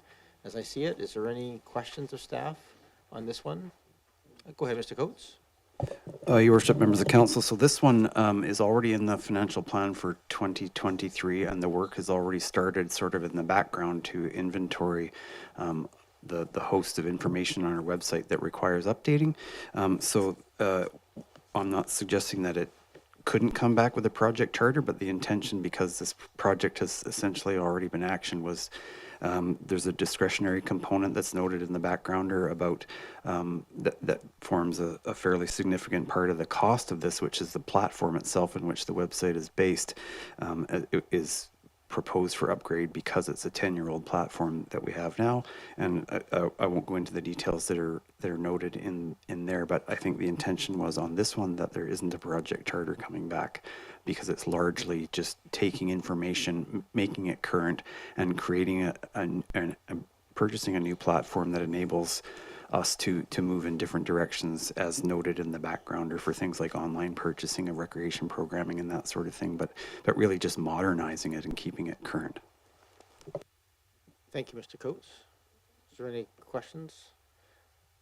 My only feedback on that would be that there, as the front face of the municipality and the place where most people go to get information, I think it should have some touch points within that project that it comes back to council for, either council or a small working group or something else of that nature that can make recommendations, just because it will reflect on the municipality as a whole, and councils that are going to wear that whatever happens. So I'm presuming this is going to include a facelift as well. So maybe just my only feedback on that, it should have some, we should perhaps, I'm fine with it as it is, but I think as a process we may want to just consider some mechanism for that certainly from a graphical perspective of how that's actually rolled out. Mr. Coates, any thoughts? Thank you, Your Worship. Yes, and I think that's an appropriate way to characterize this. So as opposed to putting a detailed project chart or coming back to council and seeking authorization, certainly on the appearance side of that's a logical touch point to bring back to council with any kind of options or that sort of thing. But it's somewhat more of a tidy package than sort of the blank canvas. That's, I think, how this project was anticipated originally, and so I apologize if I've got that wrong because it predates my time with the district as well, but that's my understanding of it. Thank you. And this started a few years ago. It's just been put off a little bit with COVID, et cetera. So thank you. Any other questions of staff on this one? Hey, go ahead, Councillor Watson. Thank you, Mayor. Through you, it's just a comment out to staff. I have heard from a few people in the last weeks about communications from the municipality, and it's not to say that the website is necessarily the place, but certainly the website is a place people do go to find out as much as they can about issues. And one of the things that people don't necessarily feel they get is enough good news stories from us. And because they may see it in the media, but they don't necessarily get it directly from council. And there is a lot of good stuff going on that you can find if you know where to dive in, if you wanted to go back and look at the history of meetings and see how progress is being made. But I just wanted to flag that as an item for consideration when you're thinking about the outreach side of the website in terms of what it communicates about what the municipality is achieving. Because I'm not saying that I feel that myself, but I have heard that from a handful of people in the last few weeks, that they don't feel that they can easily find out about the good things that we're doing. Just, Mr. Coates, we're not going to resolve the details of the website design, but I think the comment is an excellent comment that the communications platform would form part of the website. I'm taking it, Mr. Coates. Thank you, Your Worship. Yes, that's exactly right. And I just bring to council's attention the next backgrounder they're going to look at, which is a communication strategy, which is part and parcel of the whole thing. So the website certainly can be a platform for some of that, and there's certainly other platforms as well that strategy would anticipate addressing. Thank you for that. So why don't we move on to number 44 then? So this is it sort of incorporates a few different aspects of consultation and engagement with youth, with others. Are there any questions of members here to staff? Go ahead, Councillor Smart, Councillor Braithwaite. Through you, Mayor, I just had a question about whether this priority would also include our relationship with other great organizations in town that support communication and define a little bit more, like in a sense, where our boundaries are on some of this communication and education piece versus, say, community associations and other groups. And I just wondered if that was part of it or if it could be part of it. Your Worship, through you, certainly yes. I mean, essentially, this is a blank canvas where a strategic look at how we not only engage but also how we communicate is what's anticipated in this work. And so it would essentially be, I think, one of the first times that the district would really take a hard look at what we do and how we do it and where we do it and with whom. So all of these things are part of this, yes. Go ahead, Councillor Braithwaite. Thanks so much. Back in when I think I first joined council, so back in like 2005 or something like that, there was a child and youth committee that I don't think there's anybody on staff right now that would have known that, but we did have a child and youth committee at that point in time, and it involved Parks, Rec and Culture, school teachers, SD 61 staff, school counselors, and things like that, and we would get together monthly and have discussions, and then we would also do events that were student-led, and we'd have talks in this room for parents. So like if there was a presentation on sexual education that was happening at the high school that the students were hearing on, during the day, then in the evening that same person would come and present at the municipality for the parents, so the parents were on the same page as the students. So I'd love to see something like that reinstated. If that if that's in this scope on how we engage, then I think that we could perhaps look back at something like that. So not to resolve all problems here, but I think, no, it's good. I think I guess I would ask of that, can we just ask that, can the consideration of either a select committee or a standing committee or something along for youth be considered as part of the options that are being brought forward? I just don't want that to be forgotten. Okay. May I jump in, Mayor? Councillor Braithwaite, are you done? Yes, go ahead, Councillor Green. Oh, thank you very much. And Councillor Braithwaite brings up a really good point. I think they were known as integrated resource teams, and they were amazing. They did amazing work and integrated all the services under one group. But just moving on to the idea around engagement, I think this is an ideal time to really reassess our community engagement piece. Again, I will be plugging for regular neighborhood meetings during the year I hope, each year. And I know that, is a discussion that we'll have to have again. But I think this is a really critical piece. I think Councillor Watson raises some good points in the comments that she's heard. And I've heard similar things. People don't, at the moment, feel as engaged as they once did. And I think we know that as well, in terms of participation in Zoom and public meetings and so on. And I'm really hoping that we will get some improvement in uptake in all of this. But I think it's a really good time to reassess, as Mr. Coates pointed out, how, when, where, and with whom, and so on. So I'm really supportive of this particular initiative and very glad to see it here. Thank you. Thank you, Councillor Green. Any other discussion? Go ahead, Councillor Patterson. Yes, thank you, Mayor, and I appreciate certainly the comments around the table here by my colleagues, all good suggestions. I'd also, hopefully, once we get a new website up and we have a more modernized platform, we can perhaps have ease of linking to things. You have to go to the Parks and Rec website, and you go to the municipal website, and you have to go to the Heritage Foundation to look at their news. It'd be really nice to be able to capture a lot of the very good work that is being done by so many members of the community on behalf of the community. We hear from them here at council, but often residents throughout the community don't hear about all of that work, and so it'd be very good to be able to bridge the communications gap and just link all of those so that we provide a fulsome picture. Thank you. Thank you, Councillor Patterson. Yeah, I think it's probably worth noting that until not that many years ago, we had no communication staff at all. They're primarily focused on the kind of things that we're doing, the engagement and those sorts of pieces. And so we just haven't had the cycles to be a bit more proactive. So those are things I think we have to look at and consider. Of course, there's costs. We have to measure that as well. But I think this report coming back will really benefit that. Go ahead, Councillor Appleton. My apologies for skipping you on my list there. That's okay. It was a communications issue. I would just make the point. Staff will have already thought about this and will have already considered this, but I will just make the point in underlining it, just because I was part of that process. That this, in my mind, follows along from some work that was done a couple of years ago with the Mayor's Task Force on Public Engagement, which took place at a time with, as the Mayor notes, there was no communications staff for the district at that time, and so there was a lot of ideas circulated around how we might improve communications in the absence of communication staff, and in being in a very initial phase. We're in so much of a better phase, in a better place in terms of our ability to communicate as a district.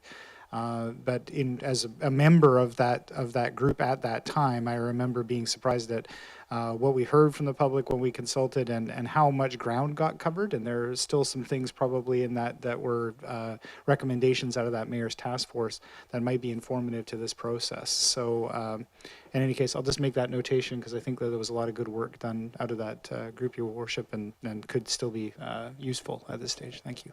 Thank you. Don't see any of your hands popping up on that one, so I believe that will be moving forward. Can we move? I think it's number 45 is next. Yeah. So we have development program to improve diversity and inclusion as number 45. Are there any questions on this? Go ahead, Councillor Braithwaite. Thanks, Mayor. It's under potential participants. It does talk about that there's a potential for a regional committee being established through the CRD. Do we know anything more on that yet, or something that's come up, perhaps? Sure, thank you. Mr. Coates? Thank you, Your Worship. So at this point, we're not aware of anything, but that's flagged because the legislation essentially allows for or perhaps suggests it. And so certainly with any of these strength in numbers is part of something that's of interest. So we'd certainly look to communicate and see if there's anyone that we would be able to partner with on this. Because it is potentially a very large undertaking, to be certain. Yeah, I'm glad to hear that, because I think that for sure, probably Saanich is probably looking at something like that too. So that would be great if we could partner with another municipality or with the CRD. So thank you. Thank you. Go ahead, Councillor Smart, and then Councillor Patterson. I'm wondering if there's opportunity as this group gets started to really look at the overlap between this and our urban village planning and just the design of that, and if there's some benefits, and as we talked about moving the urban village planning a bit earlier, that this potential group could really inform the way we design our village centers. Thank you. Councillor Braithwaite, or sorry, Councillor Patterson. Thank you, Mayor, and I would, I'm glad to see that this is finally coming to have some impact here in BC. And, but a couple of things I just want to raise. We did, back in 2016, have an age-friendly action plan report, and some of the advice that was provided in that report ties in to accessibility. So I think that would be worthwhile revisiting and seeing how it can help inform this process. I also would hope that we can involve as participants in some portions of this, both the Advisory Planning Commission and the Advisory Design Panel, because both bodies also do have insight amongst the membership into accessibility, certainly in a number of ways, and certainly great interest. So hopefully we can also find ways to incorporate room for them within this committee.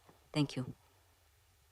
And just thank you. And I think that's all excellent suggestions. It sounds from their suggestions here, this is sort of a phased approach. This phase is really striking the accessibility committee and then looking at more broader partnerships that might look at some broader EDI and broader accessibility pieces. I'm going to just put I think it's important. Obviously, we legally have to do this, but it's also really an important way of thinking about design work and so forth. And I've worked with accessibility committees in my role in the Regional Transit Commission, and that they've been incredibly valuable to raise issues that wouldn't otherwise be seen. And I think I assume we can probably get some pretty low-hanging fruit flagged by this, and then we'll determine the necessity of the frequency and so forth of the meetings as we sort of strike it and get that. So I think the approach recommended here is pretty reasonable to me. Mr. Coates, so you look like you were going to push a button, but no. Okay. I don't see anything else. Okay, so moving on to number 50. This is provide opportunities for community to learn and share in the process of reconciliation.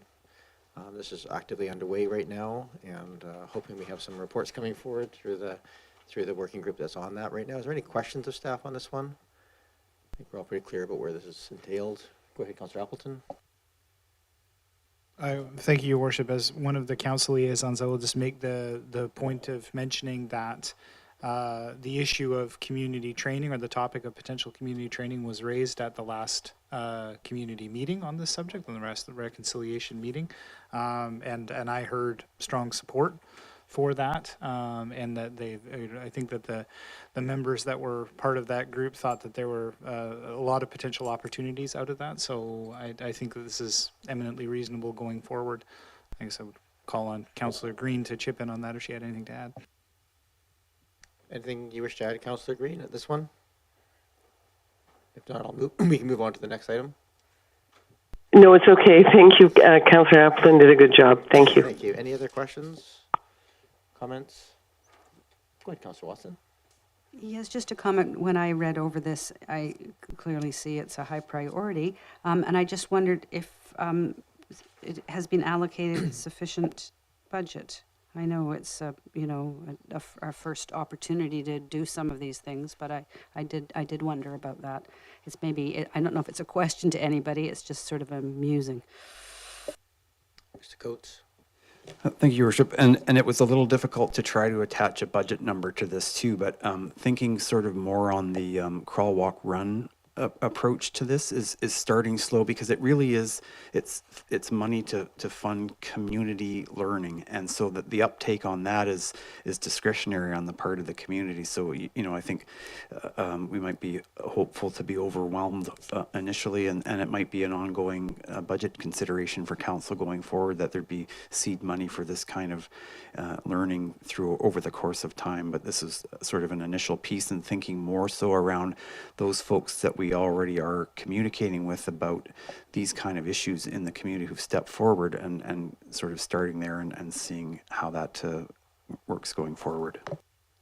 Thank you. Thank you for sharing that perspective. That's helpful. Go ahead, Councillor Patterson.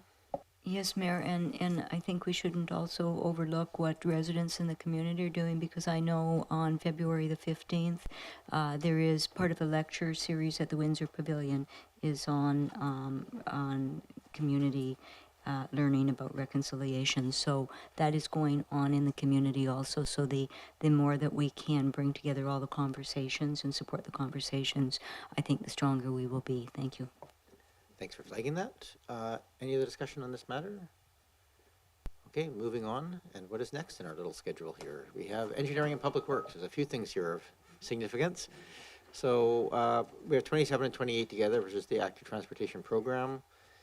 I'm not sure, Mr. Robertson, if you wanted to add anything into that, if we just wanted to, let's go to questions. I think at this point, if there's any comments or questions, we're welcome at this juncture.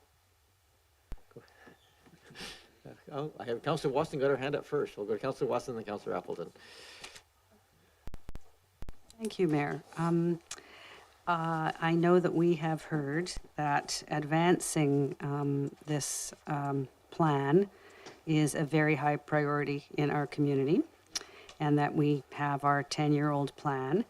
And I really would just appreciate having a bit of a discussion, maybe even around the table if we can, about whether we really see that there is a need to do a further planning exercise before we start implementation. I see that is, I understand that because a lot of time has passed, that the initial tendency would be to do more of a review and check in with the community again. But I wonder how well that would be received. I think that we do have a lot of information about what makes sense. We know what our major networks are for pedestrians and cyclists and drivers. We know what our nodes of activity are. And I'm not sure that the community would feel encouraged if we started off this project with more planning work. So I just want to put that on the floor for some discussion and reflection amongst us. Thank you. Thank you. I'm going to actually go to Mr. Robertson on this question, because I have to admit, when I was reading it, at first I read it that way, then I read it again, and so I'll frame it as a question, Mr. Robertson, and just because I could have read this as sort of setting part, like underneath the list of projects that this process prioritizes those projects, and then getting detailed designs ready for grants and so forth. Or I could read it as just sort of revamping the overall design. And so perhaps you can provide some clarity about what the intention of this wording is. Yes, being relatively new, I'm catching up on a lot of these projects. My understanding is that it's not starting from scratch, but validating what was in the current plan, but also reviewing with our surrounding or neighboring municipalities the work that they've done, how we tie in, and if there is any additional feedback from the different groups that we've listed there that would change. 12 years is a fairly good length of time to have had this work done and not actioned. At the same time, we're also just completing some of our master plans. I think the last one is a stormwater master plan, and we're about to engage on pavement condition, sidewalk, curb condition as well. So knowing all those pieces, putting it together with where we're going to put different infrastructure, we don't want to redo work on any streets of having put down infrastructure and then find out that we've got to come in there in the next 3 years and replace something. So trying to time all these things together. So I think refreshing this with not too deep a pass at it will come in nicely with the work that we're doing to get all these master plans together and then take a very organized approach to implement. I'm going to just allow a bit of discussion here because I think we may have some desire to tweak the language on that a little bit, but why don't we just go to questions? Before I do that, though, I'm just going to, it's 7 minutes to 9. We are at our 3-hour limit for the meeting. Actually, we're not quite, because we started at 6:15 as I called the meeting to order. No? Is it counted as 6 p.m. no matter what? Darn it. All right. So I'm going to ask for a motion to go till 10. We need to complete this before 10 o'clock, so if we could. I'll make a motion to extend the meeting to 10 o'clock. Is there a seconder? Any discussion? Seeing, I'll call the question. All those in favor? Any opposed? Not opposed? That was a good reminder to focus our thoughts on moving things forward. Are there other comments or questions on this? Go ahead, Councillor Patterson and then Councillor Smart. Yes, thank you, Mayor, and appreciate the comments from staff about tying this into asset management. So that certainly addresses one part of my question. But I know that we often hear about the active transportation part of it being generally activities that are on the roadways, because the people that are interested in those issues will come to council and will speak and present their cases very articulately. So that's fine, but I hear more from residents about the deterioration of sidewalks than any other mode of transportation in the district. And since many of the sidewalk issues could be looked at independently, because I understand we have to tear up the roads to do the storm sewers or sanitary sewers and things like that, but the sidewalks can hopefully be done somewhat independently, because we've really fallen behind in keeping up with the condition of the sidewalks and curb cuts and whatnot. So I'm hoping that this will help accelerate that program. Councillor, sorry, I'm going to go back to my original order there. I'm going to go to Councillor Appleton and then Smart. Thank you, Worship. Yeah, in my opinion, the scope of the backgrounder as currently presented is not as I expected it. I think you can definitely come at it different ways depending on your perception of things. In my view, the existing active transportation study, and I appreciate Mr. Taddy's comments during the public input period. I do believe that the bulk of the active transportation plan from 2011 is still valid. I think the community, for the large part, is of the same design and it is of the same nature. There's no substantive change in our road network or our community centers, those types of things. And in fact, in the intervening time, we have a much greater degree of clarity as to where the adjacent municipalities' networks will run to, where the connections should be. Those things are more or less either already in place or already concluded. So I see this to be a very similar conversation to the one that Council engaged in earlier with respect to planning for housing. And I am looking to accelerate this project.